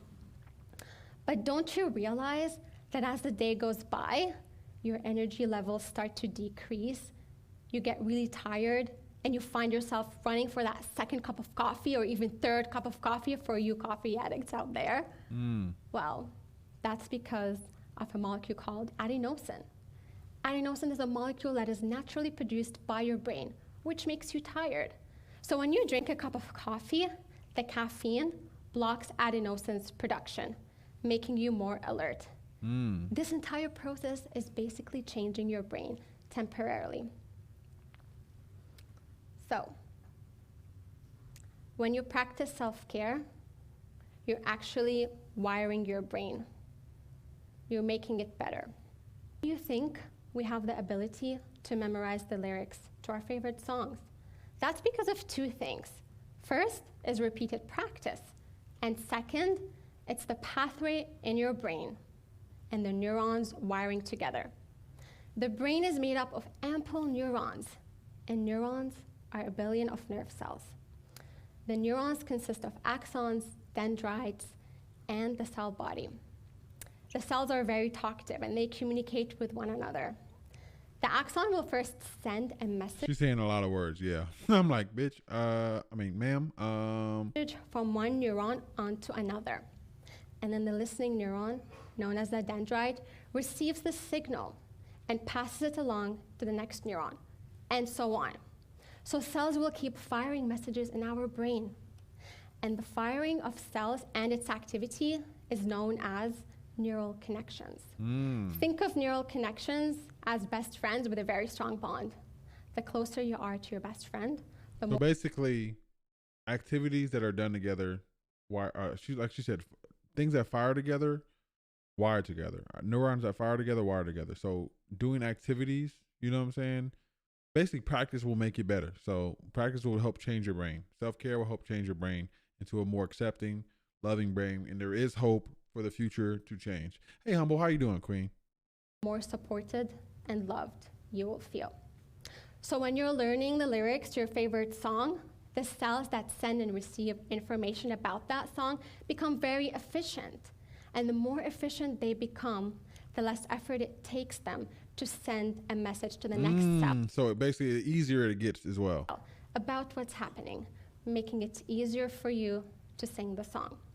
So when you practice self-care to include... That's why I could just say the same reason. So like I need to get my self-care how I know random fucking song lyrics in my head. You know what I'm saying? Like I can recite like Linkin Park in the End probably from scratch right now, like just completely from scratch right now. I need to make self-care that same level of like, you know, easiness. The only way to do that is repetition, essentially. So thinking of self-care as something not only that you do an occasion, but not as a reward, as a practice, as a skill set. You know what I'm saying? Can't y'all feel like y'all know hella songs in your head? Yeah, like y'all know hella songs in your head that y'all could probably recite easily as hell because you heard them so many times. You know what I'm saying? I can recite most anime openings. That's what I'm saying. Like we could put our brains to do hella shit. You know what I'm saying? Hella shit. So it's like, why not put our brains to do something that's going to benefit us in the long run, like self-care, you know? And whatever that means for you, you know? In your routine, it's as if you're learning something new. It becomes a habit. And this habit is the result of learning a new task. You can learn to practice. I know at least 2,000 songs. Ain't no way, bro. For some reason, Remix to Ignition will never leave my brain, bro.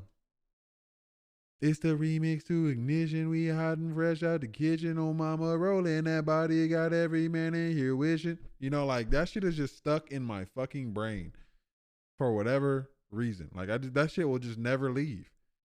It's like that shit is just in there forever, bro. When somebody says recite a song, that's what fucking comes to my brain. I got Twinkle Twinkle Star on lock. On lock. You said it just won't leave, nigga. It's just stuck in there. Don't get it wasn't me. She said she caught me on the counter. It wasn't me. She got, come on, bro. Like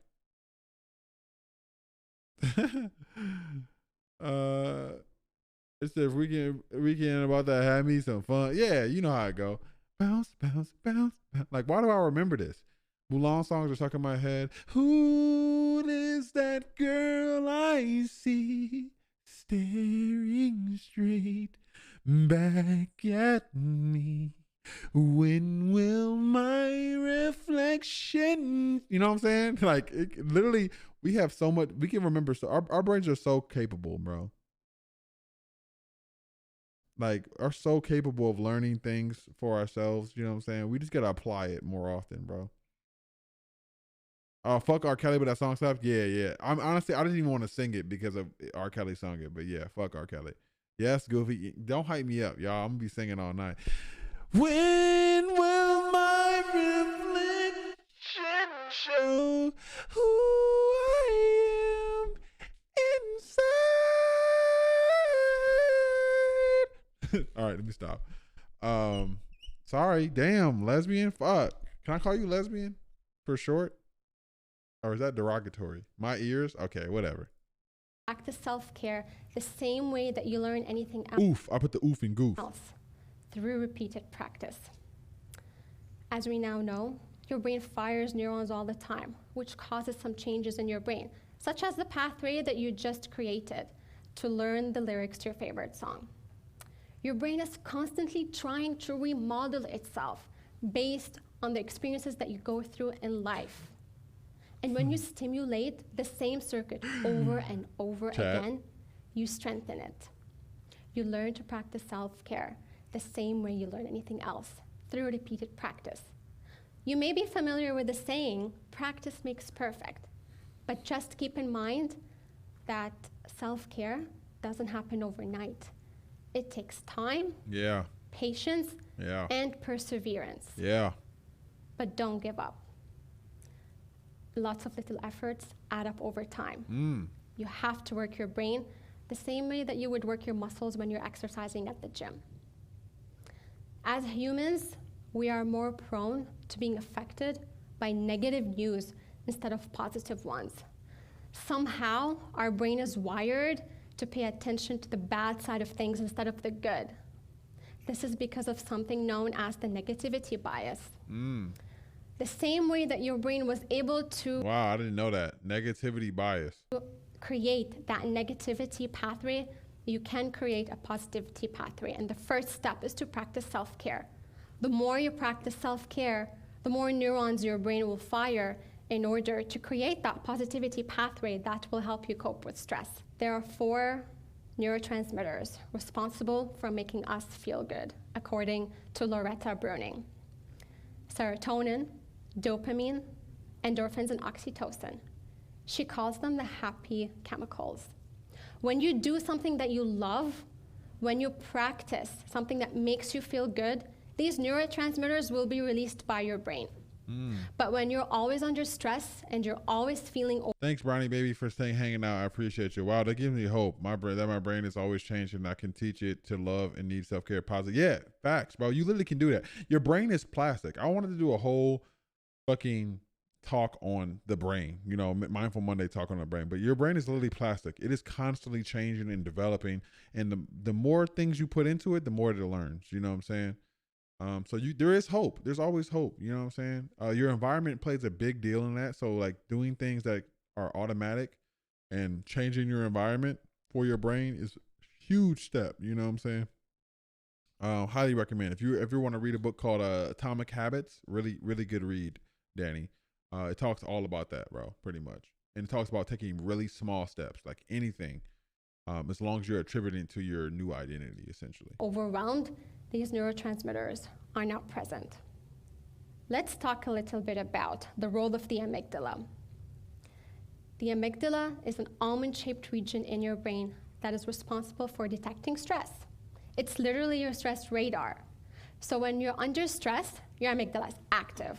Your heart starts racing, your cortisol levels increase, which is a normal response to the situation that you're in. Exactly, learning lesbian facts.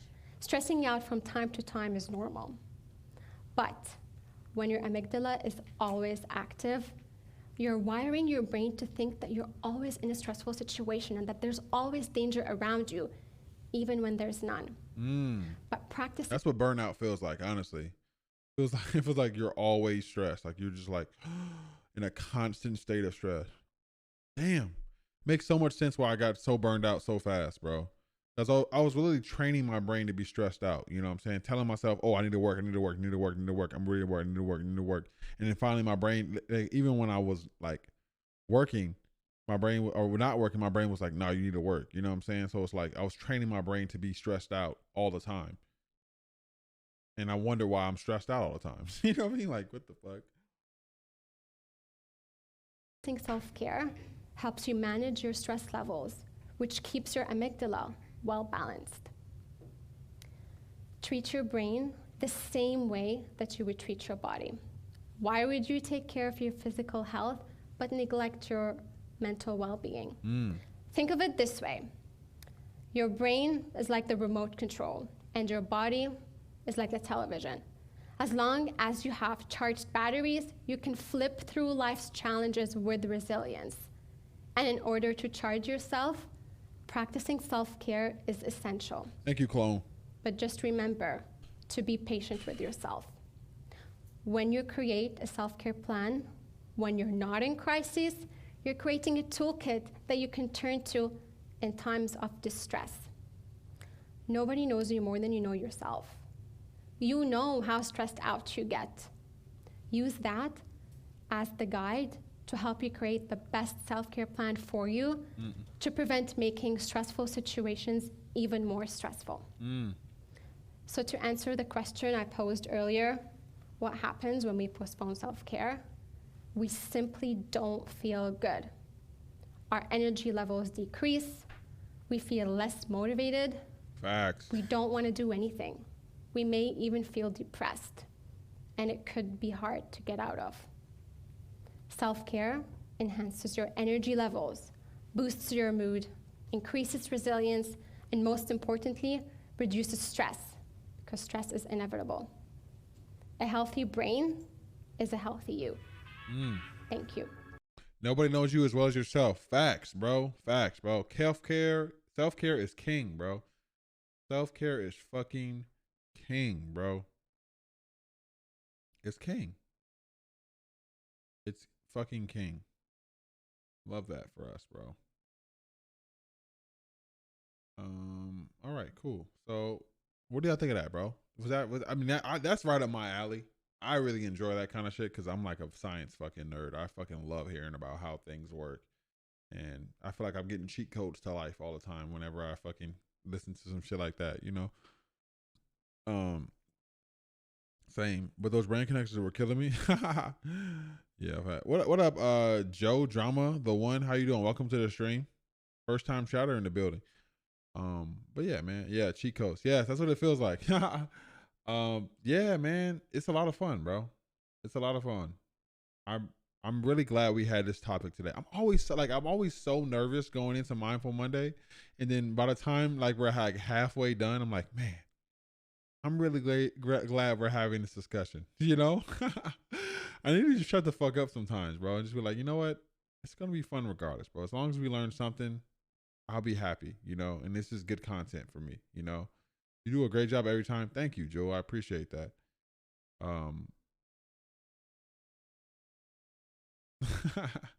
I'm excited, bro. I'm excited. I'm excited for the future. 2022 is looking really bright right now, and I'm excited to see what happens. Life is good, bro. Life is good. And I want to thank everybody for being here today. This is such a cool conversation. Such a dope conversations to have. Yeah, man. I feel great, bro.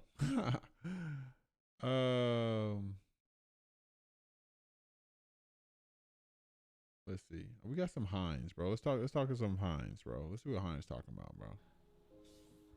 Today I wanted to do a video that was very lighthearted and, you know, maybe like a morning routine video or nighttime routine or something like that. But then something was resonating within my spirit. I was like, Heinz, we can't talk about that today. We got to do something lighthearted for the people. We just be going straight for the emotions every single time. But I'm sorry, y'all. It's just when I feel it within me, I have to speak on it.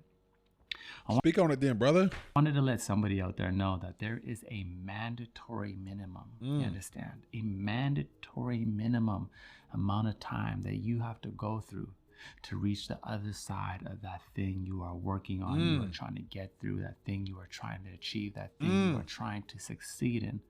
You know, I know a lot of us, we look for that quick hack, that quick fix.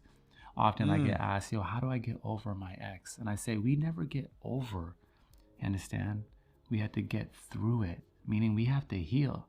And anything that is of value, anything that is of true worthiness in our life, there's a mandatory minimum amount of time that we have to put in so we can reap the benefits, receive the lessons, and truly grow and nourish ourselves and become the masteries of ourselves. That's why I am firm on patience. That's why I am firm on grace. And that's why I do these videos, so me and you can sit down every single week and remind ourselves that we are on our journey.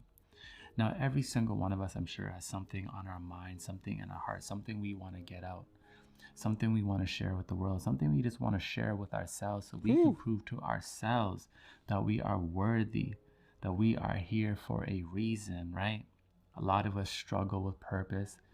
I always tell you, your presence has purpose. But there is a mandatory minimum amount of time you will have to put in to be able to reap the full benefits of whatever you are doing. And that is all right. You understand? Yeah. That is exactly how we embrace the journey, knowing that each step, each incremental step is teaching us and adding value to our spirit. That's what we are doing in this life. We are like carving and cultivating our spirit. You understand? Like, think about when you go and do pottery and you're carving a pot.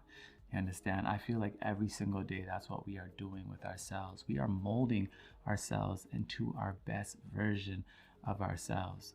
learning, going through it, right? Experiencing joy, experiencing pain, whatever it may be. But every day we are carving ourselves and becoming a better version of ourselves. I'm sure if you look back 2 years ago. That's what it's all about, bro. That's what it's all about. You can laugh at some of the things you used to think or some of the things you used to do or even Facts. the way you used to dress, right? I think back like 10 years ago and I'm like, man, I can't believe you wore those 5XL jerseys. I can't believe you wore t-shirts that were 7XL. I mean, at the time, I believe they were fire. They were hard. You know, it's a style. I was big into diplomats and things like that. But we are always growing. And the thing is, we're going to be surprised by our own growth when we look back. Like, think about the hurdles you've overcome. Think about the things you have overcome in your life. Instead of thinking about the things you haven't done yet, give gratitude for the things you have gone through. Hey, Miss Lacey, thank you so much, Queen. I appreciate you for sharing that kindness and message with me today. Thank you so much for joining us. Stand for the relationships you have healed through, right? For those financial hardships you've carved right through. You understand? Like every single one of us knows that we have that resilience and that strength within. I always say it. You are strong and you have that resilience within yourselves. To every single day, get up and just do the best we can while we can. You know, anything can happen any moment in your life. I pivot. I've experienced it, I've experienced like being in my mom's basement, like no money. And then next thing you know, being in a whole nother country, living my life.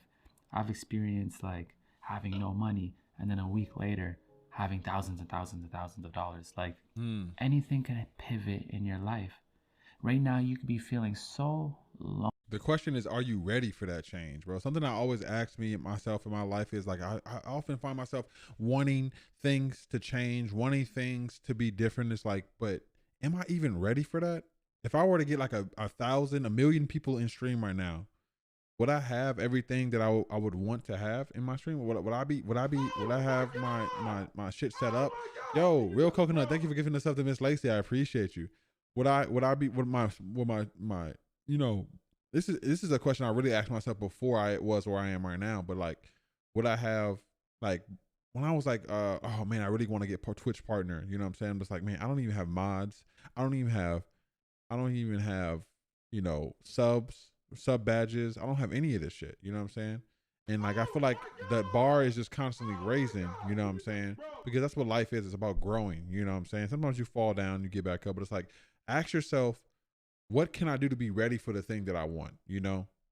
Like, don't just sit up using all your words, or not your words, but your energy on focusing on why I don't have what I want, and focus on doing the things that are going to make you more prepared when you get what you want. You know what I'm saying? Like, what could I do? What can I work on right now to make it easier, make it an easier transfer? What skills can I develop right now to make it easier for myself when I get the thing that I want? Because oftentimes those very things are the things holding you back from getting the thing that you want. You know what I'm saying? So it's like, we're kind of getting in our own way when we focus on one exterior goal,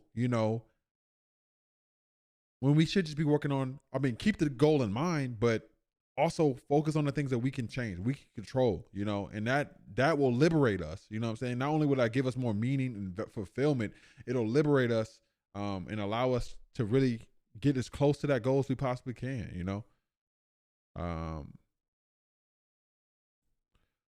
you're speaking this shit on shit too close to home. Well, I'm glad I am, bro. I'm glad it resonates. Miss Lacey, thank you for the 200 bits. But no, seriously though, guys, I think we should practice that. I'm talking to myself as well. I think we should practice that more often. And that's something I have to constantly remind myself. Because like we said all in the last video, this shit is not something that just happens overnight. You're not going to get into this conversation and then bam, okay, now I'm focused on the thing I can change all the time. You have to constantly remind yourself, constantly seek change, seek growth, seek, focusing yourself on the things you can control or change, I should say. Oh, that's deep, Goofy. Thank you. I appreciate that, bro. You deserve the front page of Twitch. Can't wait to catch you there. Thank you, bro. I appreciate you, bro. But yeah, man, seriously, let's keep dreaming, guys. Let's keep chasing, bro. Let's get it, bro. Only feeling like there's nobody around for you to truly connect with, not realizing later today at that grocery store you're gonna bump into the love of your life. That's how I live my life. I live my life knowing every day I wake up that anything could happen today. Anything could happen today. My whole life could pivot for the better, you understand? Beyond your wildest You have to be consistent. dreams. Facts. You have to be consistent with yourself. You deserve that consistency for sure. That's the way you change, though. Being consistent and like understanding, like, and this is something that I always say a lot, bro. But also being consistent, but also valuing the little things. You know what I'm saying? So one thing I've learned is that we need to create, like, in order to change a habit, change habits, you need to create an identity for yourself that you want to be. You know what I'm saying? That you are essentially. And any little thing that attributes to that new identity matters. It's a big deal. And I feel like something I struggle with is having a big ego and like, oh, that's not worth doing. It's not enough. It's not enough. It's not going to make a difference. You know what I'm saying? But the little things always make a difference. They add up over time and they make a huge difference. It's not going to, like, big change is not going to happen overnight. It's going to happen over time, you know? And that's something I really had to struggle with, bro. Really had to struggle with. So, like, for instance, I'll give you an example. And I talk about this all the time. So if I'm beating a dead horse, y'all can just be like, okay, Goofy, shut the fuck up. But like, say, okay, I want to work out. You know, say I want to work out. I want to get in shape. Well, change your identity to I'm an athlete. You know what I'm saying? And now anything you do towards that goal of being an athlete matters. So even if you show, like, if you, even in the beginning of you getting in shape, is just going to the gym and then leaving. I made it to the gym that day. Therefore, that goes towards my goal. You know what I'm saying? I made it to the gym. I have to do this all the time myself because, like, I'm so hard on myself because I used to be I used to play basketball. You know what I'm saying? We used to really work out. You know what I'm saying? So it's like I go to the gym. It's not enough. You know, I don't even give myself a reward for that. I'm like that doesn't even count. You know, which is so toxic. You know what I'm saying? But like, if I made it to the gym and I managed to get a workout in, regardless if it was the perfect workout, I managed to get a fucking workout in, that counts towards my identity. Now, something else that I learned through this book that I read is like, you can't do two things at once. Okay. So like, you have to standardize before you can optimize. So like, I have to work on getting to the gym when I say I'm going to get to the gym in a consistent way before I can think about getting the perfect workout in. You know what I'm saying? I'm trying to do the both at the same time is impossible. You'll kill yourself because you're trying to start at the highest level of a workout and master that shit every single time. No, just worry about getting there. Once you're consistent, whereas you don't have to think about going to the gym, you're just going. Now you're going like, oh, now I'm about to optimize. Now I'm about to do this. Oh, now I'm about to do that. Now, because you've already mastered the showing up part consistently. So just and bro, when I say that I figured this out, nigga, my mind fucking parted. I was like, oh my fucking God. This is amazing. This is amazing, bro. You know what I'm saying? Like, this is literally amazing. Like, this makes it so much easier to do things now. Now I don't have to go, oh, well, what do I want to do? Who gives a fuck? Just show up, nigga. Just show up. Like, if you want to be a YouTuber, make YouTube videos. Don't worry about having a perfect YouTube video. It doesn't fucking matter, but you just need to figure out how to show up. Over time, you're going to get better at it, making YouTube videos, because you're constantly making them. Then, now, once you get it down to like, okay, I'm making 3 videos a week. Now, how the fuck can I make this shit better? You know what I'm saying? Or I'm making a video a week. How can I make this shit more engaging? And then you just keep going and keep going and keep going and keep going. Before you know it, your fucking life is different. You know what I'm saying? So yeah, that's something I learned, guys. I'm talking to myself as much as I'm talking to y'all. I'm gonna be honest. I need to talk to them. I'd be listening. I'd be like, damn, man, I shouldn't need to do this, bro. This is such amazing advice. Oh, I'm glad, Queen. I'm glad, bro. But it really helps, bro. I'm telling you, it really like that mindset has really changed my life, bro. Like no cap. Like, so serious, bro. That was full on wise right there. Thank you, bro. I appreciate you, bro. I appreciate you. Someone clip this. But yeah, man, that really changed my life. Thanks, King Boom. That was real motivational, King speaking right there. I heard you. Hey, bet. Go change your life. When you believe in the magic and the miracles of life, the miracles of life will reveal themselves to you. But if you are tunnel vision and you don't believe in that magic, you don't believe in these possibilities, you won't be open to the opportunities. You won't be receptive to the things that are. Oh, no. So you have to standardize before you optimize. You have to basically standardize to make something a thing consistently before you can optimize it, before you can have the best YouTube videos ever. You got to standardize this shit first, bro. Make it a consistent thing in your life, and then optimize, you know, and then worry about, okay, how can I make this the best workout? How can I make this the best YouTube video? But first, I got to figure out how to show up to the fucking gym. Then first, I got to figure out how to show up every day on YouTube or every week on YouTube, whatever it is I decide. Around you that are trying to give you a chance, that are trying to give you an opportunity, that are trying to give you hey, workouts at home matter, bro. They are big, bro. And then once you, nigga, if you get a solid workout in at home every day, there's so much content on YouTube that you can use for working out, by the way. If you get a solid workout in, bro, man, you're gonna be like going to the gym like, oh, I'm ready. I'm hungry for this shit. You know what I'm saying? Because you've been doing consistent shit at home. Yeah. Experiences. Believe in you the magic. You just do the same workout, or not the same work. You work out at the same time that you were doing your at-home workout, but at the gym now, easy transition. Things that fire together, wire together. Same shit, bro. Because you be shy or have anxiety, that's something to push through. Yeah, for sure. My friend, I always say, you have to leave room for the magic to flow into the process, right? What does that mean? It means embracing uncertainty, being able to live life uncertain of what may happen, and not being in a fear-based vibration, but be excited about that uncertainty. Oh, I don't know what's happening. I don't know where I am in life right now. I don't know what my next step is. That's a good thing. You understand? That means anything could happen. Woo, that's facts. The love of your life may happen today, tomorrow, next week, next month. A new business opportunity, a new idea may come into your life. You understand?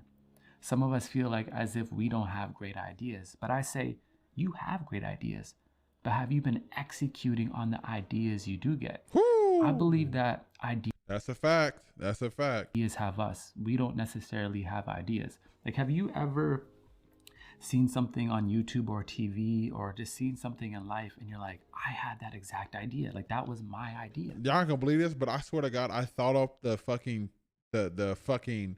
not the plot, but the premise to fucking Naruto before I even saw Naruto. And I'm just gonna say that and I'm gonna step away because a lot of y'all niggas ain't gonna believe it. But I was a kid and I saw Harry Potter and I was like, what if this is fucking ninjas? Like, they have different houses in Harry Potter. Like, what if we had ninjas and each house had fucking different like special abilities and shit that they had in their specific house? And I was like, okay. And then what if there's a kid and his whole village was killed and he went after his brother to kill him? Nigga, I swear to God, I thought of this already. So, you know what I'm saying? Ideas have us. We don't have ideas. But you had that idea and you didn't execute on it. I think ideas have us, and they are just looking for a willing vessel to flow through. And sometimes we get ideas that aren't the best of ideas, but those are the ideas we are still supposed to work with, because those ideas evolve. Those ideas we carve and we mold into a beautiful piece of mastery. You understand? Our masterpiece, our ideas, our beauty, whatever it may be. A lot of us stress, am I thinking the right way? Do I have the right ideas? Is this idea going to work? A lot of you with YouTube channels, you're constantly thinking, is this the right video? Not realizing, just get the videos out. Execute that idea. That idea comes to your head, execute it out. And get to the next one. Ooh. Each video is a part of a grand... Because you're also practicing executing your ideas too. And that is like such a power, like it's like pieces to a puzzle. Okay, getting you standardizing, optimizing, yeah, but when you're standardizing, you're practicing the practice of having an idea and fucking doing it. You know what I'm saying? And then that's like half the fucking battle. Like, because people have good ideas and they never do anything with them. You know what I'm saying? They never do anything with them. But it's like practice having an idea and then getting to it, bro. And idea. What up, Cyril? How you doing, my boy? Thanks so much for stopping by. Shout out to Cyril in the chat. It's teaching you. And by the time you get to that 15th video, that big idea is going to reveal itself. And then you have a viral hit on your hand. And next thing you know, boom, you're a big YouTuber now. Believe in the surprises. Believe in the magic of life. Guaranteed, it will reveal yourself to you sooner than you realize. That's how I live my life. And because of that, I'm constantly being excited. I'm constantly being surprised. And I get interesting opportunities all the time. You understand? That nigga do be flowing his hand. And I get interesting opportunities all the time. Nigga be water bending every talk, bro. I feel like I'm really good at manifesting sometimes because I just believe in the things I think. You understand? And beyond manifestation, like faith without works is dead. So we put in the work, right? Faith without works is dead. Damn. We put in the work. We're not just sitting around thinking, oh, something's going to happen. But when we believe, plus we just make steps, those incremental steps day by day, trust me, something amazing will happen in your life. You may be sleeping all day today. You may be resting. You may be feeling as if you are in a depression, thinking there is no way out. But all you have to do is believe that the magic is real, that possibilities are real, that there is limitless opportunities in this life, and that the stage you are in is simply there for a reason. You can have gratitude for being in that not so enjoyable space. We think gratitude comes when we are experiencing joy and happiness and we are winning in life. But you can be angry with life. You can be upset with life. You can be sad and still have gratitude. That's what I do. I give gratitude for every season, for every emotion, for every expression. You understand? Because I always say you can't cherry pick the experiences and the emotions you like. You can't just say, hey, I just want to be happy. I just want joy. Because that doesn't reflect a true human experience. A true human experience has all the emotions. And they all deserve a little bit of gratitude. Yes, the happiness and the joy, you can give it a little bit more love, you understand? But even when you are sad, even when you are in that space of uncertainty and you do not know which step to take, have gratitude for that season. Because that space is carving you out. And there is a mandatory minimum amount of experiences you will have to go through to be able to live the life you are truly trying to live, to be able to step into position that you are trying to step into. If you're trying to be a leader's got to go through it, you understand? If you want to be a great mother, a great father, there's going to be some lessons you need to go through now so you can parent your child with true wisdom, you understand, with grace, with discipline later in life. These experiences are nurturing us, you understand? And today I wanted to keep it light. Today I wanted to do a really exciting video, maybe just like a behind the scenes. But something told me within today that at least one person needed to hear what I just said. And I want to let you know, you don't know in hindsight, everything is going to be all right. If you don't know in hindsight, everything gonna be all right. If you don't know, Joe said, this is where I am right now. I feel like there's no way out for me. The only way is forward, man. The only way is forward. I feel the same way sometimes, man. I feel the same way, bro. He has a Caribbean American accent in the same sentence. If you don't know, man, that was beautiful, bro. I love that, bro. I really fucking love that, bro. I really love that, bro. Thank you for the hydrate, Cheyenne. Thank y'all for being here, bro. Fuck. This is such a beautiful thing, bro. It's such a beautiful thing, bro. It's such a beautiful thing, bro. It's a beautiful thing, bro. It really is. It really is, bro. It's a beautiful thing. I'm so grateful for this platform, bro. Thank y'all for being here, by the way.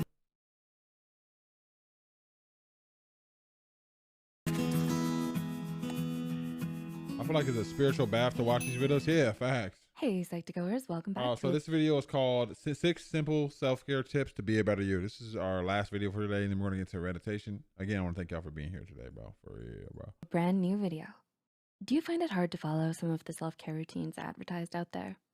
Yes. Whether it's because you don't know what you need to do or because you're just too busy all the time. Like many others, you keep putting off your self-care plans for later. Franny, But taking some time for yourself is incredibly beneficial for your mental health and general well-being, and it can be surprisingly easy to do. Although self-care varies from person to person, certain aspects, such as reducing stress, eating better, and getting enough sleep, serve as the foundation for self-care. So, if you don't know where to start, here are 6 simple self-care tips to help you become a better you. Number 1, make a sleep routine. Do you have a consistent I literally just did that, and it's the best thing I've ever done in my life. So, highly recommend. time to go to bed?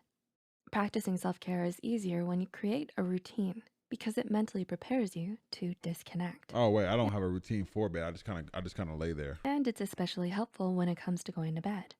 If you find that you have trouble falling asleep, try to create a plan that prepares you for bedtime.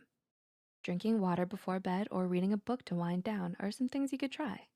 Some even say that dimming the lights before sleeping works well, as it signals your brain to start producing melatonin, the sleep hormone. This tip works great, especially if you spend hours in front of the computer. Number 2, eat mindfully. What does that mean? Are you mindful of what you eat? While working out is also mentioned in self-care articles, what you put into your body is also equally important. Apart from how it affects your physical well-being, it also can play a role in your mental health. Consider the one. Same, Franny. Just, you know, I just be like, why am I not tired yet? You know, during the winter season, eat colorful fruits and vegetables. Is that really how it goes? That's dope. Nikki Noodles, thank you for telling me that. 100 million nerve cells that line your gastrointestinal tract that are in constant communication with your brain. According to an article published in 2017, inflammation of your bowels may be one of the causes of issues like stress, anxiety, and depression. Ultimately, you might want to consider making it your goal to eat better to feel better, rather than only to look better. Number 3, create and enforce boundaries. Woo! This one's a tough one. Do you set boundaries with other people? While some may falsely believe that boundaries exist to deliberately exclude certain types of people from our life, it doesn't. Although it can end up doing that, boundaries primarily exist as a reminder that you need to take care of yourself first. They serve as guidelines for other people. This is probably one of the hardest things as a grown adult that I still struggle with, bro. Like, fuck. Adulting is hard, bro. Creating boundaries with people is really fucking hard. On how they should approach and treat you. It can also save you from a lot of emotional or mental distress. And confrontation too is just hard for me as in general. Like, I would just rather disappear. I would just pretend that never happened and never see you again. But I really got to work on being more like standing on my shit. You know what I'm saying? Calling people out in like those conversations. You know what I'm saying? What's up, Queen Nova? How you doing, Queen? Thank you so much for stopping by. I appreciate you, bro. People are energy stealers. They won't respect you if you don't respect you. Yeah, facts, bro. They'll see that shit and they'll just stomp right over your ass. And help you foster better relationships with other people. As ghosting set it a boundary? Nah, that's kind of like what I do. I just kind of disappear. Setting a boundary usually, you know, you're telling the person this is something I do or do not like. Can you not do this? Or you don't like, and can you not do this? You know what I'm saying? And if they choose to continue to do it anyways, then you leave them out your life. You know what I'm saying? And that's not your fault. You know, that's their fault because you told them how you want to be treated, and if they can't treat you well, that's their fault. That's not your fault, and that's an act of self-care because you're not allowing people into your space, and that's an act of self-love. God damn it, like love yourself enough to not put up with anybody's bullshit. You know, like for real. I'm doing well. How are you? I'm doing lovely. Thank you for asking. It's hard though. It's really hard though, especially when those people that you are around you are your only source of, you know, happiness or communication or, you know, they might be your closest friend. You know what I'm saying? You don't want to lose them. Just like you got to put yourself first in these situations, you know, because if they really love you, you know, not yelling at you during an argument shouldn't be a big deal. You know what I'm saying? Or whatever boundary it is you choose to set. You know, obviously there are people who set crazy boundaries, but I think most of us, 99% of us, will never touch like most of that. You know what I'm saying? And honestly, I don't even know if there are crazy boundaries, and I don't know. This is my number one self-care activity. I love reinforcing strong boundaries against toxic people. Yeah, like one of my boundaries for work is like I don't take any meetings on Wednesdays. Like that's my day off, bro. Leave me the fuck alone. I'm not doing that shit no more. That shit is crazy. Like y'all just gotta know that Wednesday, nigga, that you are not getting a fucking meeting out of me. You better make it happen on Thursday or make it happen Tuesday, or it's not fucking happening. And that's just something I have fucking set for myself. I take Sundays and Saturday. Those are my days. Yeah. Hey, good for you, Queen. Good for you. I need to take another day off, honestly, because I be doing only Wednesdays right now, and I'm like, I need to take another day off. Don't bother me, nigga. You know what I'm saying? Like, leave me alone. Ooh, I suck at boundaries then because I just leave. I usually address it, and then they don't listen, so I leave. I mean, that's fine. That's. I mean, if you address it, you're setting the boundary, and I leave. I mean, it's totally warranted that you leave after that. You know, people don't want to. If they don't want to respect you, you're out of here, bro. You say I don't like those kind of jokes you make about me, and they continue to make those jokes about you, then they're not your friend anyways. You know, you definitely need another day off. Yeah, I do, bro. We were literally crying, and usually I don't even take Wednesdays off. I be fucking, I don't know. I'll be working like I'm fucking still back in my fucking college house or whatever. Take another day, bro. I need to, bro. That's something I'm working on. It's hard. It's a sickness, honestly. Like I just want to keep working, but it's actually very unproductive towards my overall effectiveness as a content creator in the long run, because I won't take a day off, but it's like I need to work. I'm like, I need this. My ego is like, I need to get this. I need to get this win. I need to get another win. I need to get another win. I need to get another win. You know what I'm saying? Because I'm so used to having to work for keeping the lights on. You know what I'm saying? So it's like now that I don't have to work as hard for that, you know what I'm saying, where I have a little bit of breathing room, it's like my mind just wants to go back to that so bad. You know, my main thing is if I work on something at least 3 days a week, that's enough for me. No pressure. And I end up doing more each day by giving myself that permission. Oh, I love that. I love that. Yeah, yeah. But honestly, no, Nova, it's a fucking sickness. I need to be better about it, you know. And I've been working on it, one way or another, because at this point, like I experienced so much burnout this year that like I burn out so much quicker now. It's like oh yeah, you gotta relax, bro. So it's like I'm gonna learn this lesson one way or another, the easy way or the hard way, you know. Either I'm gonna keep burning out or I'm gonna fucking change. You know what I'm saying? So we'll see what happens. Number 4, disconnect. Are you always plugged into your computer or your phone? This may be difficult to do, especially with how much work and personal life requires Definitely a major key right here. Disconnect. you to be online all the time. But taking time to disconnect is important for your mental well-being. Whether it's because you're scrolling through your phone to look at the news, social media, or because of work, looking at your screen for long periods of time without breaks is an unhealthy habit. This is why it's crucial for you to spend some time offline as well. Perhaps you can go for a walk, do some yoga, or get involved in a hobby. Whatever it is, being disconnected from your screen from time to time can help you clear your mind, relieve stress, and help ground you. Yeah, this is why I wish I had more IRL friends so I could go do shit outside. Cause like all my friends are online, so it's like fuck. We just end up doing more online shit, and the temptation to be online is just like right there, you know. Like I wish I could just go fucking. I wish I had like a hiking buddy or some shit.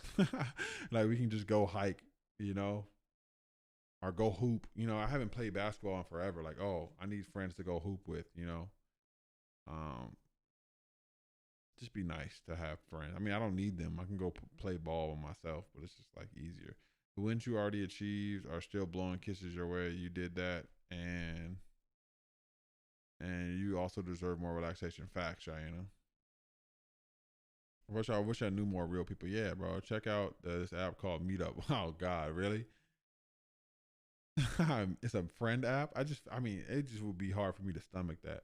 I know girls had like this the Bumble Friends app. Do y'all use that? Do y'all use that to like make friends in real life? If only you lived in SoCal. Yeah, I know, right? I just fucking had to go move to NorCal. Hello Goof, we are in the same state. Let me move closer real quick. I'm saying, bro, friend, let's go for a hike, bro. But no felt. Yeah, for real, bro. I had a friend who used to go on runs together, but over the phone, I would like to do that. Oh, over the phone runs? That's kind of cute. Yeah. I feel like nowadays I just call somebody on a Discord call and we just sit in the call sometimes. Like that helps too. Like while I do tasks and shit like that. Got a potty, then make a TikTok. BRB. All right, Queen. 5. Organize, inside and out. What does your room look like? The Shit. environment around you can have an effect on your Not mental pretty. health. Researchers have shown that a disorganized home can actually contribute to depression, anxiety, and weight gain. So if you find yourself surrounded by a lot of clutter and mess, it may be time to start organizing the things around you. Whether it's following the ways of Marie Kondo by looking at what sparks joy, or just sorting through your things one by one, you can start to take the steps to create a more tidy and clean environment for yourself and your mental well-being. I haven't cleaned in a while, bro. I haven't cleaned since I got back from my trip. I'm just like, I've been putting it off. I probably should do that today. I'm gonna be honest. Number 6, do My room's a mess. Same. something you love. Wash Are my there sheets and everything. God. Hobbies that you love doing? When most people think about self-care, it's probably something that involves dancing around to your favorite music with a face mask on. While you might think it's cheesy, the point is that you're doing something fun. Ultimately, self-care is about you, so do something that makes you happy. Whether it's reading a book or going for a run. As long as you're not harming yourself or other people, doing something you love and making yourself happy is essential in caring for yourself. Which tip did you find? I love that. I love that. That was me yesterday editing. As a matter of fact, I'm gonna be editing today because I'm having so much fun doing this editing shit. It should be a fucking blast. Y'all, we gonna get a banger video before I go this week, and we'll probably drop it on Friday when I leave for the ball. So bam. But yeah. I don't know where that came from. I'm super excited. But yeah, bro. That's the show. Ta-da! Finish. Do you guys like the show? Did you like the Mindful Monday?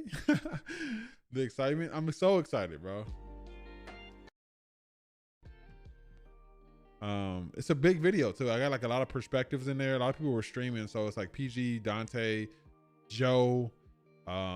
It's some funny ass shit, bro. It's just some funny ass shit, bro. W stream. Did y'all have a good time today, bro? We. Did y'all learn? Matter of fact, did y'all learn something new, bro, that you're gonna apply to your life? That's what I'm asking the poll, actually.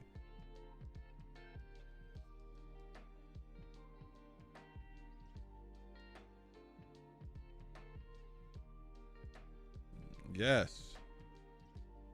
No.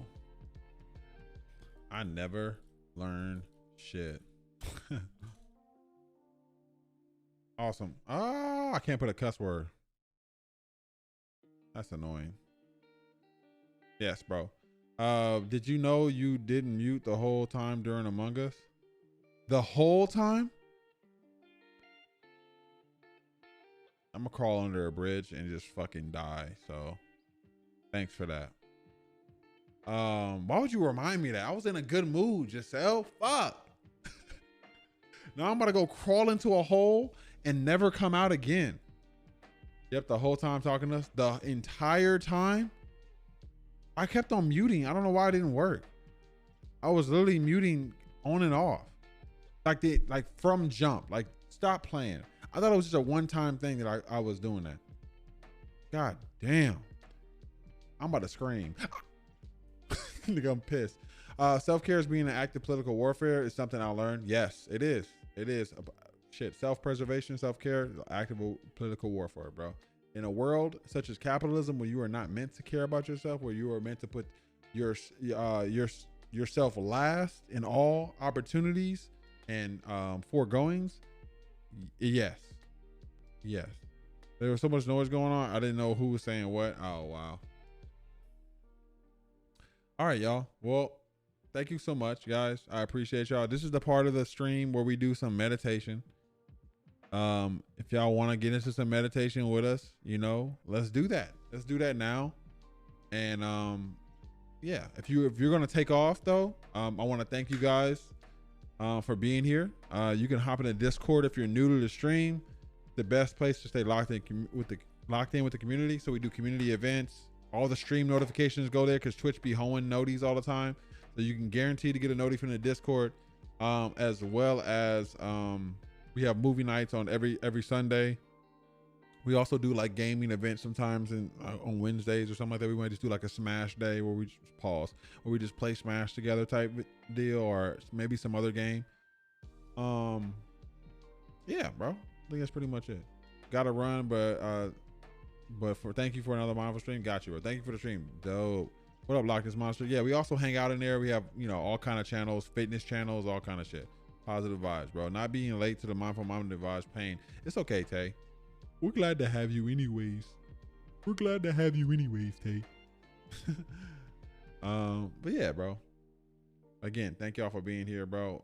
Who's doing meditation with us today, bro? Who is doing meditation with us today?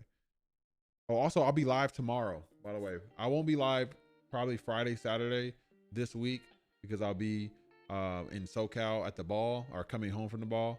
But I will be live tomorrow. We may get a surprise tomorrow. But tomorrow, Tuesdays are usually react streams. So we'll have a bunch of videos like from Jubilee, Cut, like a bunch of reality type deals. We'll react to some shit. And it should be a good time, bro. Okay, let's stream after the ball. I bet. At night, you're fucking crazy. But yeah, bro. Love you guys. Thank you for being here. Yeah, man. I don't know what to say. Dude, thank you for the 20-month subscription. Yeah, 20 months. That's crazy. I see those 20 months things and it's almost hard to believe, bro. It's almost hard to believe. It's like so long. It's like, damn, I known y'all for that long. That's crazy.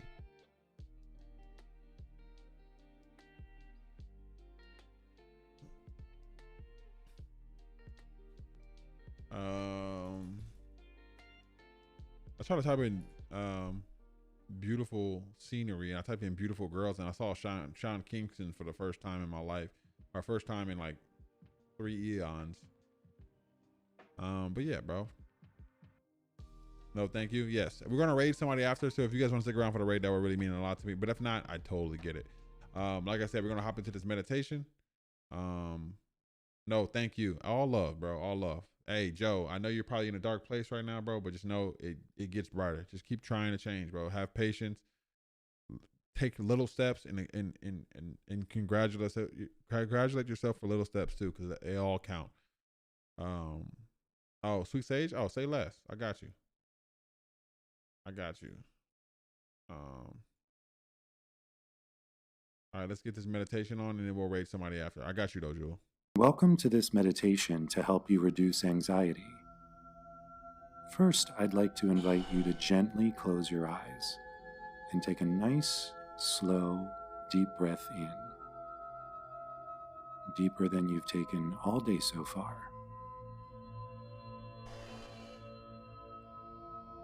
And as you exhale, concentrate on the sound of my voice, allowing to ground you into the present moment, giving yourself permission right now to focus on you, making yourself your first priority. There is nowhere else you need to be. There is nothing else you need to be doing. For the next several minutes, your well-being is your focus.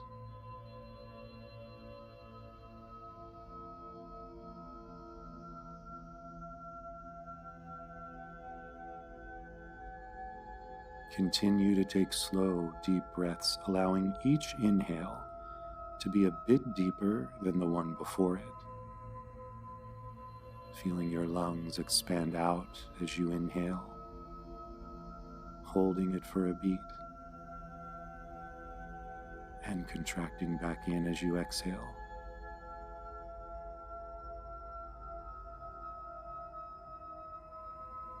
And as you continue to breathe this way, feel the journey of the breath through your body. And notice any places where you may be holding stress or anxiety in your body.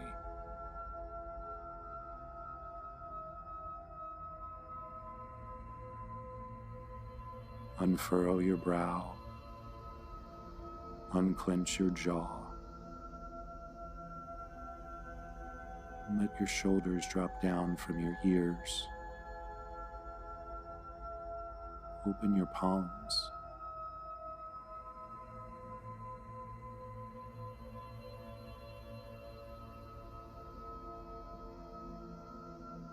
And now allow your breath to return to its normal rhythm and pattern, but keep your focus on it and allow it to be your anchor during this meditation.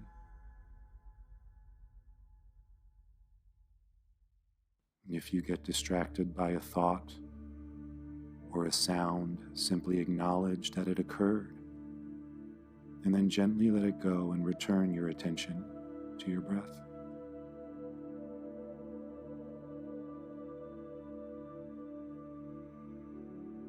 When we're stressed or anxious about something, it's often because we don't feel we have control over it. And this sense of being out of control can make us feel less safe and our emotions heighten. An understandable reaction to this is that we try to control the situation even further. We also tend to judge the situation and even our feelings about it. Those judgments and the stories we tell ourselves about it often become bigger than the situation itself, which adds on even more stress, and the cycle repeats.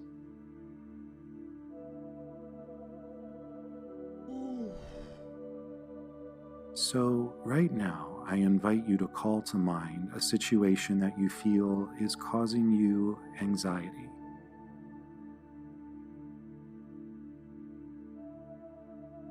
What judgments are you holding about it?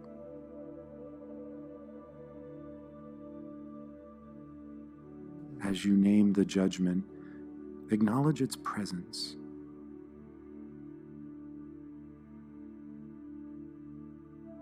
Now give the judgment permission to drop away. You don't need it anymore. Let it go.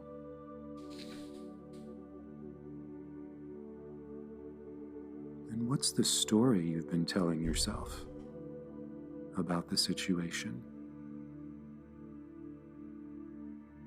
As you recognize it, acknowledge its presence.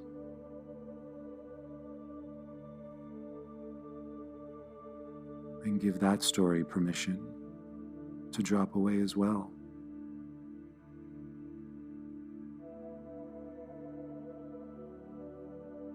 You may notice your mind pushing you even harder to hold on to those judgments or those stories. Recognize and acknowledge those thoughts too.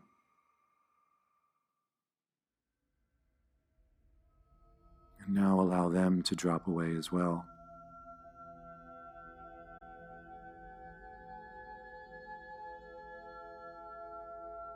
Continue to use your breath to anchor yourself back in the present moment.